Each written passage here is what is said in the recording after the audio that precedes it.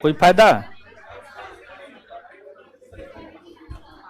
अरे टूल ला करके दीजिए ना, काहे ना लाके दे रहे हैं?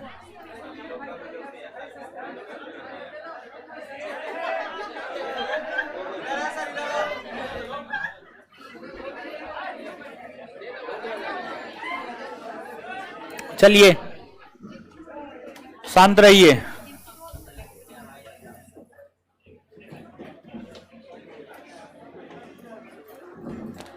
और सब बढ़िया है? मजा में है ना? हाँ मजा में रहिए, पढ़िए लिखिए खूब। ठंडा बढ़ रहा है, कम्बल के अंदर से निकलने का मन नहीं होगा,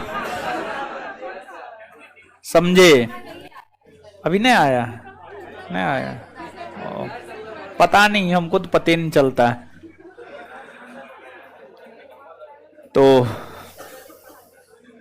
पढ़िए लिखिए मजा में, खूब पढ़िए। पढ़ा रहे हैं हम आपको पाषाण युग, मेरे ख्याल से क्या पाषाण युग न पढ़ा रहे हैं? फिलहाल जो क्लास ऑनलाइन चल रहा है और इस वीक भर ऑनलाइन चलेगा, और इस वीक में शुक्रवार से, इस वीक में शुक्रवार से, आज सोमवार है ना, इस वीक में शुक्रवार से क्लास ऑफलाइन भी हो जाएगा। शुक्रवार से क्लास ऑफलाइन कर देंगे, शुक्रवार से सोचे हैं ऑफलाइन कर देंगे। फिलहाल क्लास सिर्फ और सिर्फ ऑनलाइन चल रहा है, लेकिन कुछ लोग आकर के बैठ जाते हैं तो उनको बैठने हम दे देते हैं, समझ गए? लेकिन क्लास फिलहाल जो है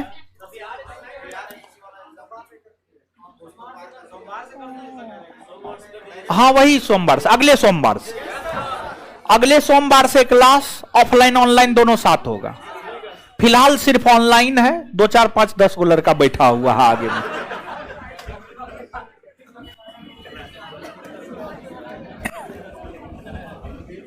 चलिए, अब जो आ गया उसको तो भगाया नहीं जा सकता।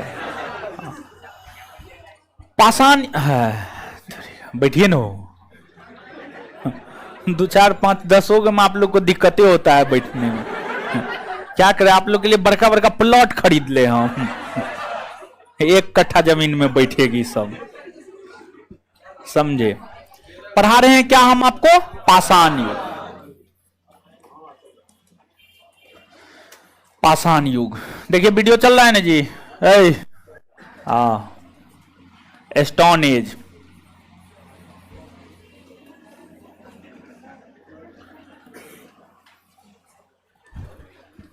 स्टोन एज, स्टोन एज में जो है हम आपको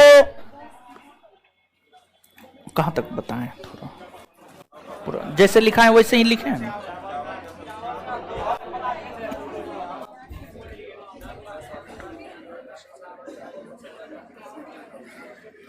चलिए ध्यान दीजिएगा, ध्यान दीजिएगा, अब यहां पे समझिएगा।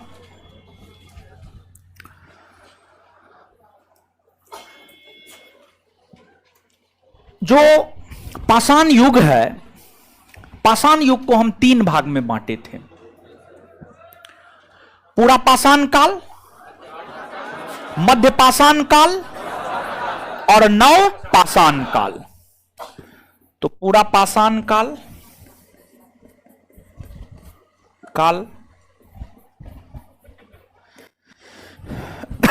मध्य पाषाण काल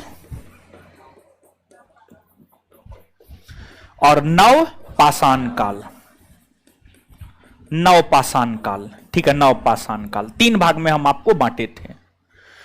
पूरा पाषाण काल, पूरा पाषाण कालीन कुछ प्रमुख स्थल है: सोहन नदी घाटी, बेलन नदी घाटी, नर्मदा नदी घाटी। मध्य पाषाण कालीन स्थल है महदहा, दमदमा, सरायनहर, आदमगढ़, बागौर इत्यादि। फिर नव पाषाण कालीन स्थल है बुर्जहोम, गुपकराल, मेहरगढ़, कोल्डी हवा, संगनकल्लू, पिकलीहल, चिरांद इत्यादि। ये सब जो है आपको नव पाषाण कालीन बस्ती है, नव पाषाण कालीन बस्ती है। अब नव पाषाण कालीन बस्ती में बुर्जहोम के विषय में हम आपको बताए थे, मानव के साथ कुत्ता को दफनाए जाने का प्रमाण। फिर जो है आपको बुर्जहोम और गुप्तकाल से गर्ताबास और मृदभांड के प्रमाण मिले हैं। फिर आपको ये बात बताए थे, चिरान से हड्डी के औजार मिले हैं, चिरान से हड्डी के उपकरण या हड्डी के औजार मिले हैं। फिर मेहरगढ़ से कृषि के सबसे प्राचीनतम साक्ष्य मिले हैं, लेकिन आधुनिक अनुसंधान बताता है कि कृषि के सबसे प्राचीनतम साक्ष्य उत्तर प्रदेश के लोहरा देव से मिला है। कोल्डी हवा से चावल के साक्ष्य मिले हैं, चावल के साक्ष्य मिले हैं। तो ये सब बात जो है हम आपको बताए हुए थे। अब नवपाषाणिक बस्ती में पिकली हॉल और संगन कल्लू के विषय में हम आपको बताए हुए थे। नवपाषाणिक बस्ती में जो पिकली हॉल और संगन कल्लू है, पिकली हल और संगन कल्लू है। एक तो ये दोनों कर्नाटक में है, कर्नाटक में है। राख समझते हैं, राख। शंख समझते हैं, शंख, शंख। देखिए राख, राख क्या होता है? जैसे कि मान लिया जाए कि किसी भी चीज को हम जलाते हैं, जैसे कि कोयला को जलाते हैं। फिर जो है गोईठा, गोईठा समझते हैं? गोईठा यानी गांव घर में जो है, जो आपको गाय भैंस होता है, उसका जो अवशिष्ट पदार्थ होता है, समझ गए, उसको गोबर कहते हैं। और गोबर को जो है गांव घर की महिलाएं पानी देकर के हाथ से मिलाती है या पैर से मिलाती है, फिर उसको जो है दीवार पर चिपकाती है, फिर वो सूखता है, तो उसी को गोईठा कहा जाता है। समझ गए हम लोग के तरफ, और अलग अलग क्षेत्र में अलग अलग चीज कहा जाएगा। तो जब आप उसको जलाते हैं, उसको जलाने के बाद आग होती है, उस पे खाना लोग बनाते हैं, तो उसका जो अवशेष होता है, उस अवशेष को ही हम लोग राख कहते हैं, राख कहते हैं। तो पाषाणकालीन स्थलों में संगन कल्लू से राख के ढेर मिले हैं, राख। संगन कल्लू से जो है राख के ढेर मिले हैं, राख, राख के ढेर मिले हैं। फिर नवपाषाणिक बस्ती पिकली हल जो कि कर्नाटक में है, यहां से जो है आपको शंख के प्रमाण मिले हैं, शंख का ढेर मिला है। शंख के प्रमाण या शंख के ढेर जो है आपको पिकली हल से मिला है। नवपाषाणिक स्थलों में ही एक आपको मेहरगढ़ है, नवपाषाणिक स्थलों में ही जो है एक आपको मेहरगढ़ है, जिसके विषय में हम आपको बताए भी हैं। जो मेहरगढ़ है पाकिस्तान के बलूचिस्तान में मेहरगढ़ है। मेहरगढ़ एक ऐसे नवपाषाणिक बस्ती है जहां से पाषाण संस्कृति से लेकर हड़प्पा संस्कृति तक के अवशेष देखने को मिलते हैं। मेहरगढ़ एक ऐसा नवपाषाणिक बस्ती है जहां पाषाण संस्कृति के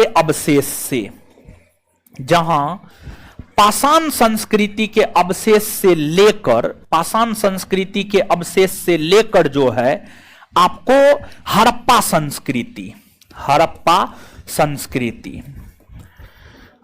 संस्कृति तक के अवशेष मिलते हैं। इसका क्या मतलब हुआ? इसका मतलब यह हुआ कि मतलब जो मेहरगढ़ नामक स्थल है, यहां पर पाषाण संस्कृति के भी कुछ प्रमाण मिलते हैं और हड़प्पा संस्कृति के भी कुछ प्रमाण मिलते हैं। मतलब जो मेहरगढ़ है यह पाषाणकालीन स्थल के श्रेणी में भी आएगा और यह जो है हड़प्पा संस्कृति स्थल के श्रेणी में भी आएगा। मतलब दोनों प्रकार के स्थलों की श्रेणी में जो है आपको मेहरगढ़ आएगा। और हम आपको स्टार्टिंग से बताते हुए आए हैं कि जो पाषाण काल है, पाषाण काल के विषय में जानकारी हमें पत्थर, पाषाण के बने जो औजार हैं, पत्थर यानी पाषाण के बने जो औजार हैं, पाषाणिक स्थलों के उत्खनन से, पाषाणिक स्थलों के उत्खनन से जो पत्थर के बने औजार मिले हैं, उसी से हमें पाषाण काल के विषय में जानकारी प्राप्त होता है। और पाषाणकालीन स्थलों की जो खुदाई प्रारंभ हुई है और जो खुदाई की जाती है, वह पुरातत्व सर्वेक्षण विभाग, भारतीय पुरातत्व सर्वेक्षण विभाग, भारत के भीतर एक संगठन है भारतीय पुरातत्व सर्वेक्षण विभाग, भारतीय पुरातत्व सर्वेक्षण विभाग, सर्वेक्षण विभाग। जो भारतीय पुरातत्व सर्वेक्षण विभाग है, यह विभाग भारत सरकार के संस्कृति मंत्रालय के अधीन काम करता है। यह विभाग जो है भारत सरकार के संस्कृति मंत्रालय, भारत सरकार के संस्कृति मंत्रालय के अधीन काम करता है। और इसी विभाग के द्वारा पाषाणकालीन स्थलों की खुदाई की गई है, इसी विभाग के द्वारा पाषाणकालीन स्थलों की जो है खुदाई की गई है। और भारतीय पाषाणकालीन स्थलों की खुदाई ब्रिटिश शासन के दौरान प्रारंभ हुआ था। ब्रिटिश शासन, जब भारत के भीतर ब्रिटिशों का शासन हुआ करता था, जब भारत के भीतर अंग्रेजों का शासन हुआ करता था, तो अंग्रेजी शासन के दौरान ही, अंग्रेजी शासन के दौरान ही जो है भारतीय पुरातत्व सर्वेक्षण विभाग की स्थापना हुई और इस विभाग के द्वारा पाषाणकालीन स्थलों की खुदाई की जानी प्रारंभ हुई। और जिस व्यक्ति के नेतृत्व में सर्वप्रथम पाषाणकालीन स्थलों की खुदाई होनी प्रारंभ हुई थी, उनका नाम था अलेक्जेंडर कनिंघम, अलेक्जेंडर कनिंघम। जिस वजह से अलेक्जेंडर कनिंघम को भारतीय पुरातत्व का जनक कहा जाता है, भारतीय पुरातत्व का जनक, क्योंकि उन्हीं के दिशा निर्देशन में पहली बार पाषाणकालीन स्थलों की खुदाई होनी प्रारंभ हुई थी, पहली बार पाषाणकालीन स्थलों की खुदाई होनी प्रारंभ हुई थी। जिस वजह से, और अलेक्जेंडर कनिंघम ये जो है ब्रिटेन का था, अलेक्जेंडर कनिंघम को हम देखें तो ये ब्रिटेन का था। इन्हें भारतीय पुरातत्व का जनक भी माना जाता है, भारतीय पुरातत्व का जनक, भारतीय पुरातत्व का जनक भी माना जाता है। तो ये तमाम प्रकार की बातें हैं, इसको याद रखना है। और साथ ही साथ एक बात और भी कि जो नवपाषाण काल है, इसी समय जो है पहिए का आविष्कार हुआ था, पहिया, पहिया का आविष्कार जो है इसी समय हुआ था। नवपाषाण काल के दौरान ही जो है आपको पहिया का भी आविष्कार हुआ था। तो ये तमाम प्रकार का चीज जो है आप याद रखिएगा, इससे आगे बढ़ेंगे, लेकिन उससे पहले जो है कुछ पॉइंट को आप नोट डाउन कीजिएगा, ठीक है। नवपाषाण काल लिखा रहे थे ना, नवपाषाण काल में ही कुछ पॉइंट लिखिएगा, नवपाषाण काल में कुछ पॉइंट आप नोट डाउन कीजिएगा तो, और कॉपी अच्छे से बनाइए। देखिए इस चैप्टर के बाद थोड़ा सा जो है ताम्रपाषाणकालीन संस्कृति बताएंगे, और ताम्रपाषाणकालीन संस्कृति में बहुत ज्यादा कुछ नहीं है। इसके बाद हड़प्पा संस्कृति बताएंगे, हड़प्पा संस्कृति से बहुत कुछ है, वहां से आपको नोट मिलेगा। तो फिलहाल अभी से हमको लगता है 20-25 पॉइंट और आपको लिखना है, उसके बाद आपको लिखना नहीं पड़ेगा, फिर आपको नोट मिल जाएगा। आप अपना नोट देखते रहिएगा और लेक्चर ध्यान से सुनते रहिएगा। और कहीं कहीं जो है थोड़ा बहुत हम आपको लिखाएंगे, लेकिन आपके पास एक कॉपी निश्चित तौर पर होनी चाहिए, पूरे इतिहास का एक कॉपी, पूरे भूगोल का एक कॉपी, और पूरे जो है पूरे पॉलिटी का एक कॉपी जो है रखिएगा, क्योंकि क्लास में हम बहुत कुछ एक्स्ट्रा फैक्ट लिखाते हैं, समझ गए। तो नीचे से लिखिए तो अब आप जल्दी से। नवपाषाण काल में ही लिखना है, नवपाषाण काल, जो कि आप हेडिंग मारे हुए हैं। मेहरगढ़, मेहरगढ़, मेहरगढ़, मेहरगढ़, मेहरगढ़ स्थल का नाम है, जगह का नाम है, समझ गए, स्थान का नाम है। मेहरगढ़, मेहरगढ़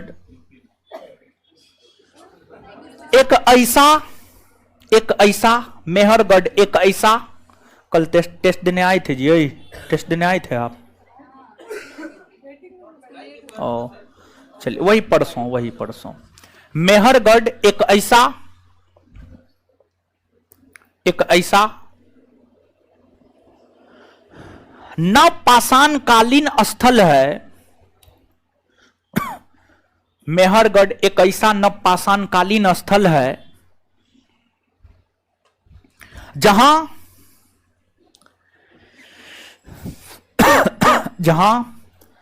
पाषाण संस्कृति से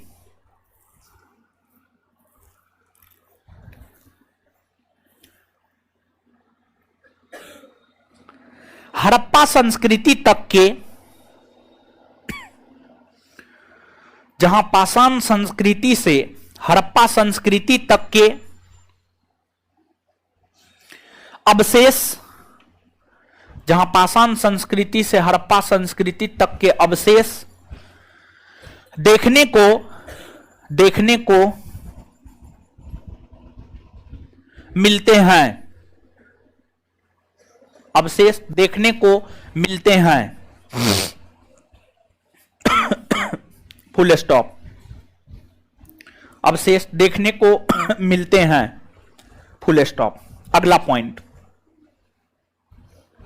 और ये बात तो नोट डाउन करवा दिए हैं, संगनकल्लू पिकलीहल कर्नाटक में है। ये तो अलग से नोट डाउन करवाने की कोई जरूरत नहीं है, सिर्फ लिखा देते हैं राख का ढेर फलना जगह से मिला है, संग का ढेर फलना जगह से मिला है। ठीक है, तो नीचे से लिखिएगा।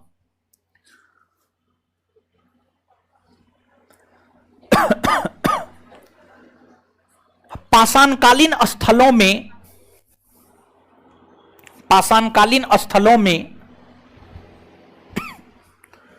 राख के ढेर, पाषाणकालीन स्थलों में राख के ढेर, पाषाणकालीन स्थलों में राख के ढेर के प्रमाण, राख के ढेर के प्रमाण संगनकल्लू, राख के ढेर के प्रमाण संगनकल्लू से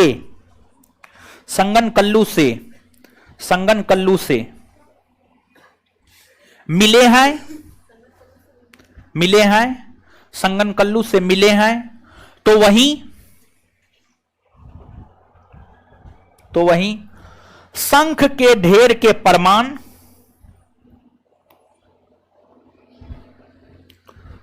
तो वहीं शंख के ढेर के प्रमाण, तो वहीं शंख के ढेर के प्रमाण, शंख के ढेर के प्रमाण पिकलीहल से, पिकलीहल, शंख के ढेर के प्रमाण पिकलीहल से,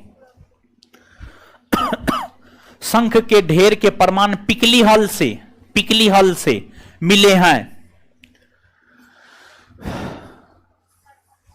शंख के ढेर के प्रमाण पिकलीहल से मिले हैं, शंख के ढेर के प्रमाण पिकलीहल से मिले हैं, शंख के ढेर के प्रमाण पिकलीहल से मिले हैं, पिकलीहल से मिले हैं, पिकलीहल से मिले हैं। अगला पॉइंट लिखिएगा।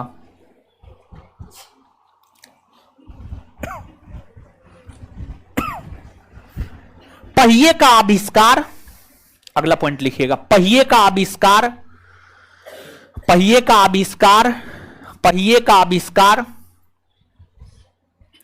नवपाषाण काल में, पहिए का आविष्कार नवपाषाण काल में, पहिए का आविष्कार नवपाषाण काल में, नवपाषाण काल में हुआ है। पहिए का आविष्कार नवपाषाण काल में हुआ है, पहिए का आविष्कार नवपाषाण काल में हुआ है, नवपाषाण काल में हुआ है।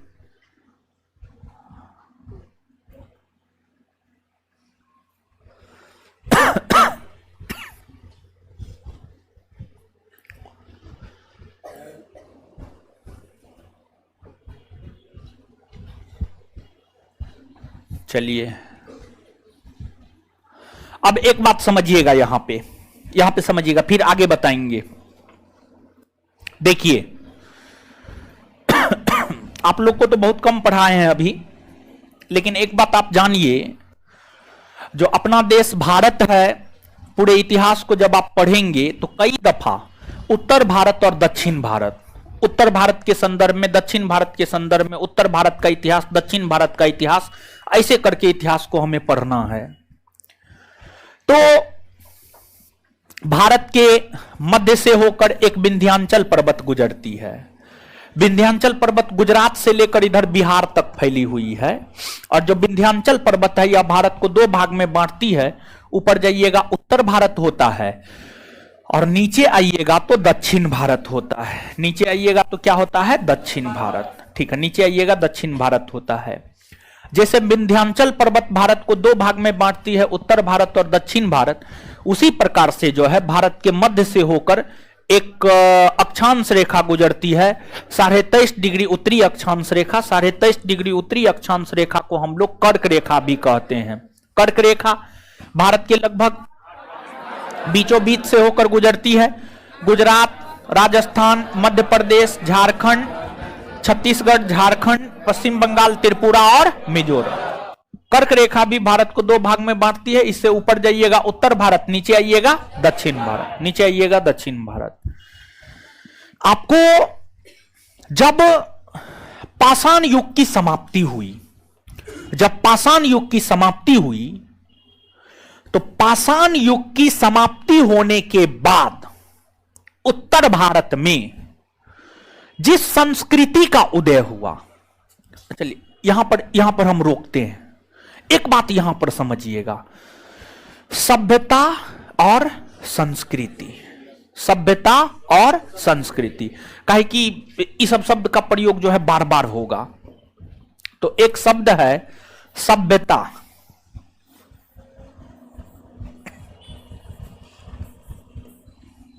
सभ्यता, और एक है संस्कृति। एक शब्द है सभ्यता और एक शब्द है आपको संस्कृति। क्या है इसको आप थोड़ा सा समझिएगा। देखिए, एक तो पहली बात यह है कि दोनों एक दूसरे का पूरक है। दोनों एक दूसरे का पूरक है, या दूसरे शब्दों में कहे तो दोनों एक दूसरे के बिना अधूरा है। दोनों एक दूसरे के बिना अधूरा है। ये तो बाद की बात है, लेकिन सभ्यता और संस्कृति है क्या? ऐसे इसको परिभाषित किताबी भाषा में करेंगे तो आप नहीं समझिएगा, लेकिन एग्जाम्पल देकर के समझाएंगे तो आप आराम से समझ जाइएगा। देखिए, किसी भी वस्तु की खोज होना, किसी भी वस्तु की खोज होना सभ्यता कहलाता है। किसी भी वस्तु की खोज होना सभ्यता कहलाता है। वस्तु की खोज, वस्तु की खोज होना सभ्यता कहलाता है। और वस्तु को उपयोग में लाने की कला जान जाना, वस्तु को उपयोग में लाने से अवगत हो जाना, से अवगत हो जाना संस्कृति कहलाता है। मतलब जैसे ये मोबाइल है, ठीक है, मोबाइल, हाँ फोन आते रहता है, ये सुबह से लेकर शाम तक फोन आते रहता है। मोबाइल है, तो मोबाइल जो है, मोबाइल का अगर विकास हो गया, मोबाइल बन गया, मतलब सभ्यता का विकास हो गया। और मोबाइल का क्या काम है? बतियाना मोबाइल का काम है, मैसेज भेजना मोबाइल का काम है, और जो भी मोबाइल का काम है, समझ, जो भी मोबाइल का काम है, अगर आप ये बात जान गए कि ई मोबाइल से जो है हम फलना को फोन करके बात कर सकते हैं, ई मोबाइल से हम व्हाट्सएप कर सकते हैं, चीट चैट कर सकते हैं, समझ गए? यानी चीट चैट मतलब व्हाट्सएप पे मैसेज भेजना, टेलीग्राम पे मैसेज भेजना, और उसके बाद जो है ई मोबाइल से जो है और क्या क्या कर सकते हैं, यूट्यूब देख सकते हैं, वीडियो बना सकते हैं, अपना वीडियो को डाल सकते हैं, फोटो खींच सकते हैं मुंह बना बना करके अपना, समझ गए? हर मुंह बना बना करके कौन फोटो खींचती है? लड़की। एक बार ऐसे करेगी, एक बार ऐसे, समझ गए? तो मतलब मोबाइल का खोज हो जाना, सभ्यता का विकास हो जाना। मोबाइल का खोज हो गया मतलब सभ्यता का विकास। मोबाइल उपयोग में लाने की कला हम जान गए तो संस्कृति का विकास हो गया। एक बात बताइए, अगर ये मोबाइल का खोज हो गया, ये हमारे काम में ही नहीं है, इसको चलाने के लिए नहीं आता है, तो क्या संस्कृति का विकास हुआ माना जाएगा? नहीं। और अधूरा रह न जाएगा जी, अधूरा न रह जाएगा। तो इसलिए दोनों एक दूसरे का पूरक है। मोबाइल का खोज होना भी जरूरी है और मोबाइल का क्या काम है वो जानना भी जरूरी है। तो आशा करते हैं आप समझे होंगे सभ्यता संस्कृति। इस एग्जाम्पल के तो किताबी भाषा में बोलते तो आप नहीं समझते, समझ गए। अब मोबाइल की बात आई है तो यहां पर एक बात बता देते हैं। पिछले कई दिनों से जो है लगभग 15 दिन का बहुत सारा चिट्ठा जो है, ठीक है, जैसे कि अगर किसी को प्रॉब्लम है, किन्हीं के पिताजी मजदूर हैं, कोई पेपर बेचता है, कोई किसी की लाइब्रेरी में काम करता है, उस प्रकार के जो छात्र होते हैं वो हमसे मिलते हैं तो हम कहते हैं कि हम आपको फ्री में पढ़ा देंगे, लेकिन उसके लिए हम एक एप्लीकेशन लेते हैं, उनका गार्जियन का नंबर लेते हैं, उनका नंबर लेते हैं, या फिर बहुत सारा चीज लेते हैं। जिनको भी जो प्रॉब्लम है आप लिख करके दीजिए, हम सॉल्व करेंगे। रविवार को थोड़ा सा फ्री रहते हैं तो रविवार को उसका प्रॉब्लम हम देखते हैं, हम खुद से देखते हैं उसका प्रॉब्लम। तो कल जो है लगभग 3 से 5 के बीच में लगभग 25-30 था, डॉक्यूमेंट था, एप्लीकेशन था, किसी का कुछ था, किसी का कुछ था। तो जिसका समझ में आ रहा था प्रॉब्लम उसको तो सॉल्व कर दे रहे थे, लेकिन कुछ लोगों का प्रॉब्लम ही समझ में नहीं आ रहा था कि आखिरकार इसका प्रॉब्लम क्या है। तब उनके नंबर पे फोन लगाए, लगभग 4 से 5 लड़का से बात किए और 3 लड़की से बात किए। 5 लड़का और 3 लड़की से बात किए। 8 लोग का प्रॉब्लम हमको समझ में नहीं आया था, जो भी था। तो लड़का को फोन लगाए तो लड़का का फोन बिजी नहीं था, ठीक है। या तो लड़का फोन रिसीव किया या नहीं रिसीव किया, लेकिन बिजी किसी का नहीं था। 3 लड़की को फोन किए, तीनों लड़की का फोन बिजी, वेटिंग में, ठीक है। हम अपने नंबर से, हम स्वयं से फोन किए थे, समझ गए। तो तीनों नंबर बिजी, ठीक है, तीनों लड़की का नंबर बिजी, जिसमें 2 के मोबाइल में हो सकता है कि मेरा नंबर सेव हो, ठीक है। तो इस वजह से जो है फटाफट दोनों नंबर बंद कर ली, ठीक है। हाँ, दोनों दूसरा बार कॉल लगाए तो यानी पहला बार कॉल लगाए तो वेटिंग, और दूसरा बार में कॉल नहीं लगा मतलब मोबाइल बंद हो गया, ठीक है। तीसरा बार एक लड़की का कहानी देखिए, बताते हैं। वो लड़की का जो है एक तो मोबाइल वेटिंग आया तो स्वाभाविक सी बात है वो कहीं बात कर रही है, इसमें कोई शक नहीं, भले अपने माँ बाप से, अपने भाई से या किसी और से, किसी से भी, जिससे भी हो, ठीक है, बात कर रही थी। इसके बाद जो है फिर दोबारा थोड़ा देर के बाद दोबारा कॉल लगाए तो कॉल लगा, वो फोन रिसीव नहीं की। फिर तिबारा कॉल लगाए, तिबारा में वो रिसीव की, ठीक है, तिबारा में रिसीव की और मुंह बना करके मतलब ऐसे करके बोल रही थी कि मतलब हम सोए हुए हैं, ठीक है, हम सोए हुए हैं, यानी इस प्रकार से मतलब 2 मिनट पहले कॉल बिजी था और हमसे मुंह बना करके ऐसे बात कर रही थी कि जो है सोए हुए हैं, समझ गए। मतलब यहां से हमको ऐसा समझ में आया, लड़का लोग जो मेरे पास पढ़ने आता वो ठीक है, वो फालतू चक्कर में नहीं है, बेहतर है वो। लेकिन लड़की लोग जो है सामान्य तौर पर जो है, हमारी भी बहुत सारी बहन गांव घर से निकल करके जो है बाहर में पढ़ रही है, कोई कोटा में, कोई दिल्ली में, कोई पटना में। तो हम अपनी बहन को भी लेकर के भी बात कर रहे हैं। जब लड़की घर से बाहर निकलती है ना, एक तो गांव में, समाज में लड़की के ऊपर भाई का प्रेशर, पिताजी का प्रेशर, समाज का प्रेशर, सब चीज का प्रेशर। तो लड़की जब घर से बाहर निकलती है ना, लड़का तो पहले ये से खुला रहता है, समझ गए, लड़का के ऊपर कोई प्रेशर थोड़े है, नहीं, जो करना है अपना कीजिए। तो लड़की लोग जब पटना, दिल्ली, बॉम्बे जाती है ना, तो उसको लगता है कि हम स्विट्जरलैंड में आ गए, एकदम आजाद पंछी के तरह जो है हवा में तैरने लगती है। और कुछ दिन के बाद उसका वो हस्र होता है कि उसको स्वयं से नफरत हो जाता है। हमारे जान पहचान में हमारी बहुत सारी छात्रा है, 2017 से पढ़ा रहे हैं तो स्वाभाविक सी बात है हजारों की संख्या में छात्र छात्राओं को पढ़ाए हैं। तो बहुत सारी लड़की है, शुरुआती दौर में घर से आई, एकदम लगा उसको हम क्या से क्या हो गए, ठीक है, हर लड़का के चक्कर में पड़ी। कुछ दिन के बाद जो है लड़का छोड़ दी, लड़का को उससे बेहतर लड़की मिल गया, और तब आत्महत्या करने के विषय में सोच रही थी। हम अपने लाइफ में हम आपको बता देते 15 से 20 लड़का को आत्महत्या करने से बचाए हैं, और 4-5 गो लड़कियों है जिसको आत्महत्या करने से बचाए हैं। और यही लव अफेयर, समझ गए, खाली फालतू चीज, इस सब चीज में, इस सब चक्कर में जो है जान देने के लिए लड़का लड़की तैयार हो जाता है। लेकिन क्लास में हम समझाते हैं अगर आत्महत्या ही करना है ना, आप लोग को भी बोल रहे हैं, ऑनलाइन ऑफलाइन सभी लोग को बोल रहे हैं, अगर आत्महत्या करने का मन होगा ना तो एक बार हमसे बात कर लीजिएगा। आत्महत्या करने से पहले हम सपोर्ट करते हैं आत्महत्या करने का, हम सहयोग करेंगे। अगर आप आत्महत्या कीजिएगा तो आप कहिएगा हम फांसी पे चढ़वा देंगे आपको, समझ, हम ले जाकर के जो है गांधी सेतु से 46 नंबर पुला से ढकेल देंगे, समझ गए, एकदम पानी में जो है मर जाइएगा, हमको कोई दिक्कत नहीं है, हम सपोर्ट करते हैं। लेकिन ऐसा मन में कभी भी आएगा ना तो एक बार हमसे बात कर लीजिएगा, उसके बाद कर लीजिएगा, उसके बाद तो हम आपको साथ दे देंगे।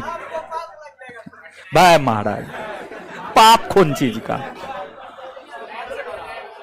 यहां की लड़की जो हमसे पढ़ रही है, सब का सब चीज मेरे पास है, मतलब सब का फोन नंबर मेरे पास है, कब किसके मोबाइल पे फोन जाएगा कहना मुश्किल है, समझ गए। ऐसे तो हम कहीं जाते नहीं हैं, कहीं घूमते फिरते नहीं हैं, लेकिन अगर मैं भी हम कभी बाहर निकले और कोई नजर आ गई तो फिर समझ जाइएगा क्या होगा आप लोग का। चलिए अब आइए यहां पे, मतलब ये खुशी मिला कि नहीं लड़का ठीक। चलिए चलिए सुनिए अब,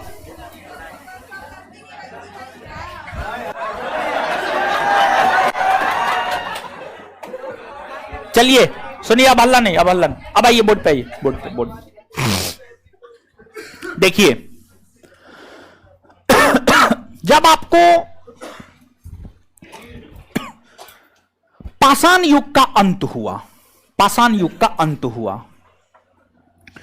तो पाषाण युग के अंत होने के बाद उत्तर भारत में, पाषाण युग के अंत होने के बाद उत्तर भारत में जिस संस्कृति का विकास हुआ उसे हड़प्पा संस्कृति कहते हैं, उसे हड़प्पा संस्कृति कहते हैं, हड़प्पा संस्कृति, हड़प्पा संस्कृति कहते हैं। और ऐसा हम क्यों कह रहे हैं, समझिएगा, ऐसा हम क्यों कह रहे हैं, है क्या हुआ जी, अच्छा ठीक है ठीक है ठीक है, जल्दी बैठिए ना बकलोल। सुनिए, पाषाण युग के अंत होने के बाद उत्तर भारत में जिस संस्कृति का विकास हुआ उसे हम लोग हड़प्पा संस्कृति कहते हैं। क्योंकि जब आप हड़प्पा संस्कृति का कालखंड देखेंगे ना तो अलग अलग विद्वान हड़प्पा संस्कृति का कालखंड जो है अलग अलग बताया है।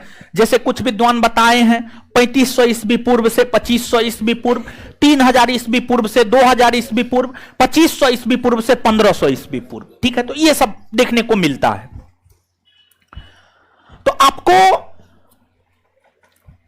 हड़प्पा संस्कृति में, हड़प्पा संस्कृति का चौहद्दी आपको पढ़ना होता है। जब भी आप भारत का भूगोल पढ़िएगा तो भारत का चौहद्दी पढ़िएगा, हड़प्पा संस्कृति पढ़िएगा तो हड़प्पा संस्कृति का चौहद्दी आपको पढ़ना होगा। तो हड़प्पा संस्कृति का जो चौहद्दी है, उत्तर में मांदा जम्मू कश्मीर, और दक्षिण में दायमाबाद महाराष्ट्र, और पूरब में आलमगीरपुर उत्तर प्रदेश, और पश्चिम में सुतका गेंडर बलूचिस्तान पाकिस्तान, बलूचिस्तान पाकिस्तान। तो ये हड़प्पा सभ्यता का चौहद्दी था। तो ये तो मुख्य तौर पर भारत के उत्तरीय भाग में न माना जाएगा हो, बताइए, मांदा कश्मीर में है, आलमगीरपुर उत्तर प्रदेश में है, सुतका गेंडर बलूचिस्तान पाकिस्तान में है, फिर जो है यहां पर महाराष्ट्र में दायमाबाद है। एक दायमाबाद ही ना जो है आपको दक्षिण भारत में पड़ता है, बाद बाकी सब तो उत्तरी भारत में न पड़ता है, हो उत्तर भारत में पड़ता है। तो पाषाण संस्कृति के अंत होने के बाद उत्तर भारत में जिस संस्कृति का विकास हुआ उसको हड़प्पा संस्कृति कहते हैं, और वही दक्षिण भारत में जिस संस्कृति का विकास हुआ उसे महापाषाण संस्कृति कहते हैं। उसे महापाषाण संस्कृति कहते हैं। महापाषाण संस्कृति, महापाषाण संस्कृति कहते हैं। तो पाषाण युग के अंत होने के बाद उत्तर भारत में जिस संस्कृति का विकास हुआ उसे हड़प्पा संस्कृति, और दक्षिण भारत में जिस संस्कृति का विकास हुआ उसे महापाषाण संस्कृति, महापाषाण संस्कृति कहते हैं। लेकिन यहां पर एक बात और हम आपको बताना चाहेंगे। पाषाण संस्कृति का अंत, पाषाण संस्कृति का अंत 3000 ईस्वी पूर्व, 3000 ईस्वी पूर्व, हाँ या ना? है पाषाण युग है ना, वो मानव उत्पत्ति से लेकर 3000 ईस्वी पूर्व, मानव उत्पत्ति से लेकर 3000 ईस्वी पूर्व के कालखंड को पाषाण संस्कृति कहते हैं ना। कितना बार, 2-3 बार तो क्लास के दौरान बोल दिए हैं, हम आपको लिखाए हैं, याद करवाए हैं, ठीक है। अब समझिएगा यहां पर पाषाण युग और हड़प्पा संस्कृति। एक बात यहां पर, एक बात और बताते हैं, फिर कड़ी को जोड़ेंगे, दोनों कड़ी को जोड़ेंगे। हड़प्पा संस्कृति में कांसा धातु का व्यापक स्तर पर प्रयोग देखने को मिला है। कांसा धातु का हड़प्पा संस्कृति में व्यापक स्तर पर कांसा धातु का प्रचलन देखने को मिला है। जो कांसा धातु है, कांसा धातु का निर्माण तांबा और टीन के मिश्रण से, तांबा और टीन के मिश्रण से जो है कांसा धातु का निर्माण होता है। तो मतलब कांसा धातु का प्रचलन हड़प्पा संस्कृति में देखने को मिलता है। तो यह चीज हमें क्या बताता है? कहीं ना कहीं हड़प्पा संस्कृति से पहले तांबा का प्रयोग हो चुका था, टीन का प्रयोग हो चुका था, या तांबा और टीन की खोज हो चुकी थी। तांबा और टीन, क्या लिख रहे हैं बकलोल भी? सब चीज लिखाएंगे, काहे एडवांस बनते हैं, समझ गए? ध्यान से सुनिए बकलोल।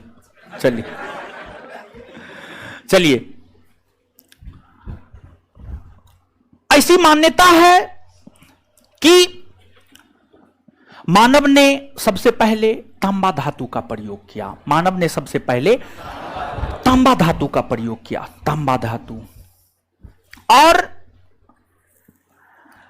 तांबा धातु का प्रयोग मानव ने 5000 ईस्वी पूर्व में किया था। 5000 ईस्वी पूर्व तांबा धातु का प्रयोग मानव ने 5000 ईस्वी पूर्व में किया था। 5000 ईस्वी पूर्व में मानव ने तांबा धातु का पहली बार प्रयोग किया था। तो ये जो 5000 ईस्वी पूर्व का कालखंड है, आप याद कीजिए, ये पाषाण युग के अंतर्गत भी आएगा या नहीं आएगा ना हो। तो 5000 ईस्वी पूर्व के आसपास जो है मानव तांबा धातु का भी प्रयोग करता था, और मानव पाषाण यानी पत्थर के बने औजार का भी प्रयोग करता था।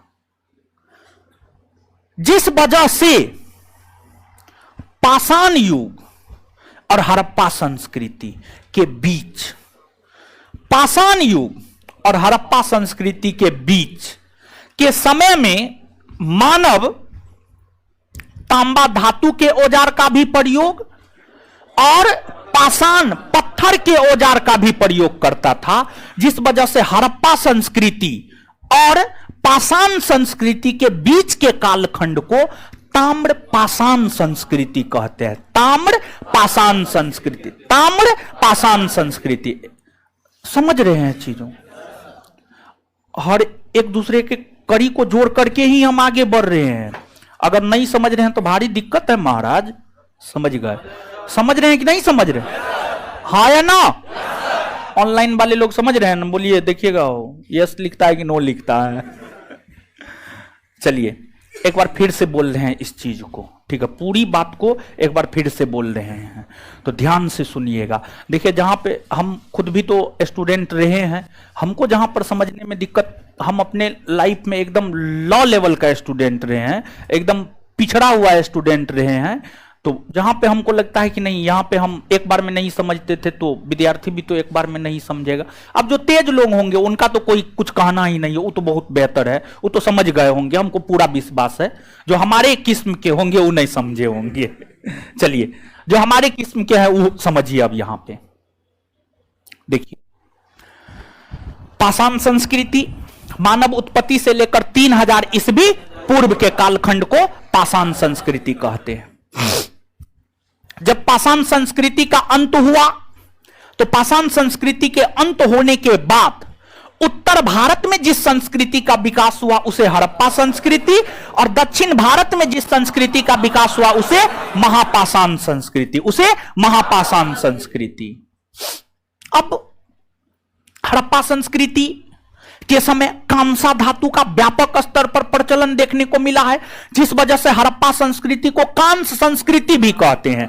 हड़प्पा संस्कृति को कांस संस्कृति भी कहते हैं। और जो कांसा धातु है वह तांबा और टीन से बनता है। कौन चीज से बनता? तांबा और टीन। तो अब हड़प्पा काल में कांसा धातु का प्रचलन है, मतलब तांबा और टीन के मिश्रण से कांसा धातु बना है, उसका प्रचलन है। ये क्या दिखाता है? कहीं ना कहीं हड़प्पा संस्कृति के उदय से पहले से ही मानव तांबा धातु से भी परिचित था और टीन धातु से भी परिचित था। तब ना जाकर के दोनों को मिला करके एक नया औजार बना लिया, कांसा का औजार बना लिया। हाँ या ना? और मानव ने, ऐसी मान्यता है कि मानव ने जो है तांबा धातु का प्रयोग पहली बार, मानव ने तांबा धातु का प्रयोग पहली बार 5000 ईस्वी पूर्व, 5000 ईस्वी और 5000 ईस्वी पूर्व का कालखंड पाषाण युग के अंतर्गत आता है या नहीं आता है? आता है। तो अब हड़प्पा संस्कृति के उदय से पहले, हड़प्पा संस्कृति के उदय से पहले और पाषाण संस्कृति के अंत के बाद, पाषाण संस्कृति के अंत के बाद और हड़प्पा संस्कृति के उदय से पहले का जो संस्कृति है, इस संस्कृति को ताम्र पाषाण संस्कृति कहते हैं, क्योंकि इस काल में लोग तांबा धातु के औजार के साथ साथ पाषाण यानी पत्थर के बने औजार का भी प्रयोग किया करता था। अब जो ताम्र पाषाण संस्कृति है, ताम्र पाषाण संस्कृति के कुछ प्रमुख उदाहरण है। ताम्र पाषाण संस्कृति के जो है कुछ प्रमुख उदाहरण है। ताम्र पाषाण संस्कृति के क्या प्रमुख उदाहरण है? तो जो कुछ प्रमुख ताम्र पाषाण संस्कृति है उससे हम आपको अवगत करवाते हैं।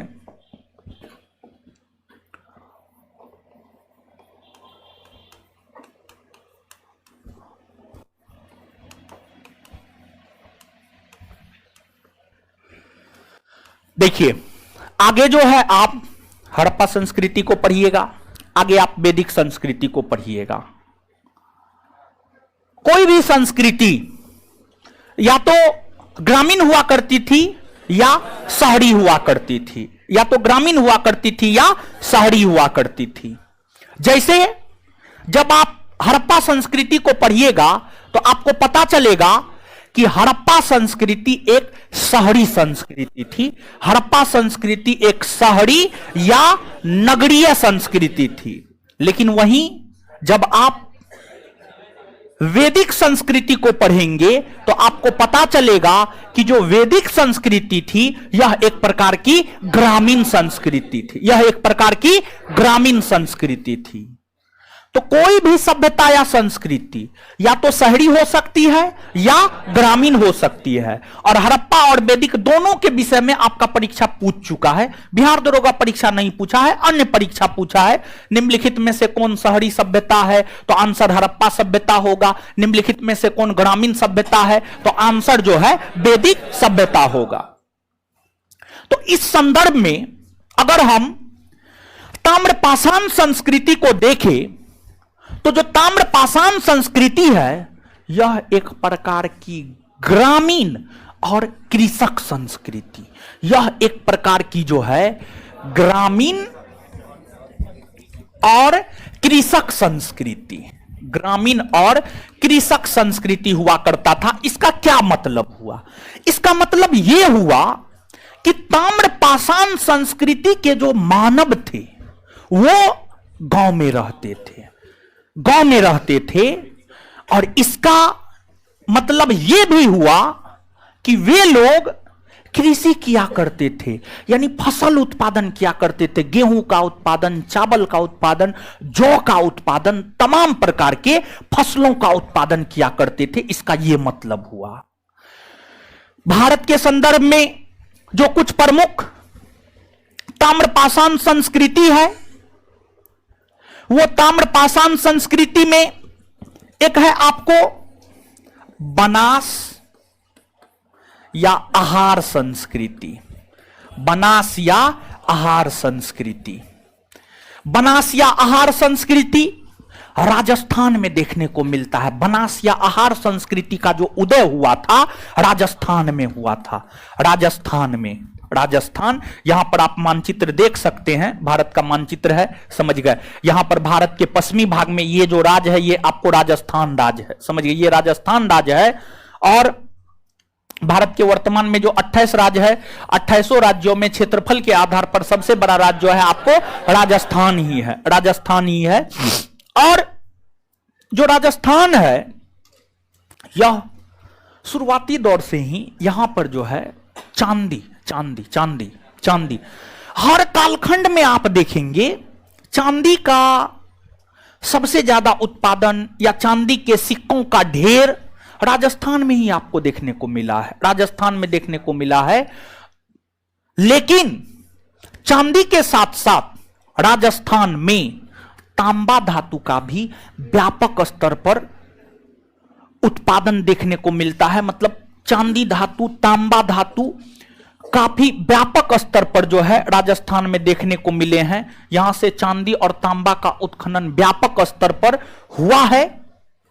तो ये जो बनास या आहार संस्कृति है जिसका विकास राजस्थान में देखने को मिलता है, इस बनास या आहार संस्कृति को ताम्बवती संस्कृति भी कहा जाता है। इस बनास या आहार संस्कृति को जो है ताम्बवती संस्कृति, ताम्बवती संस्कृति कहा जाता है। और इस बनास या आहार संस्कृति को ताम्बवती संस्कृति इस वजह से कहा जाता है क्योंकि यहां से बृहद स्तर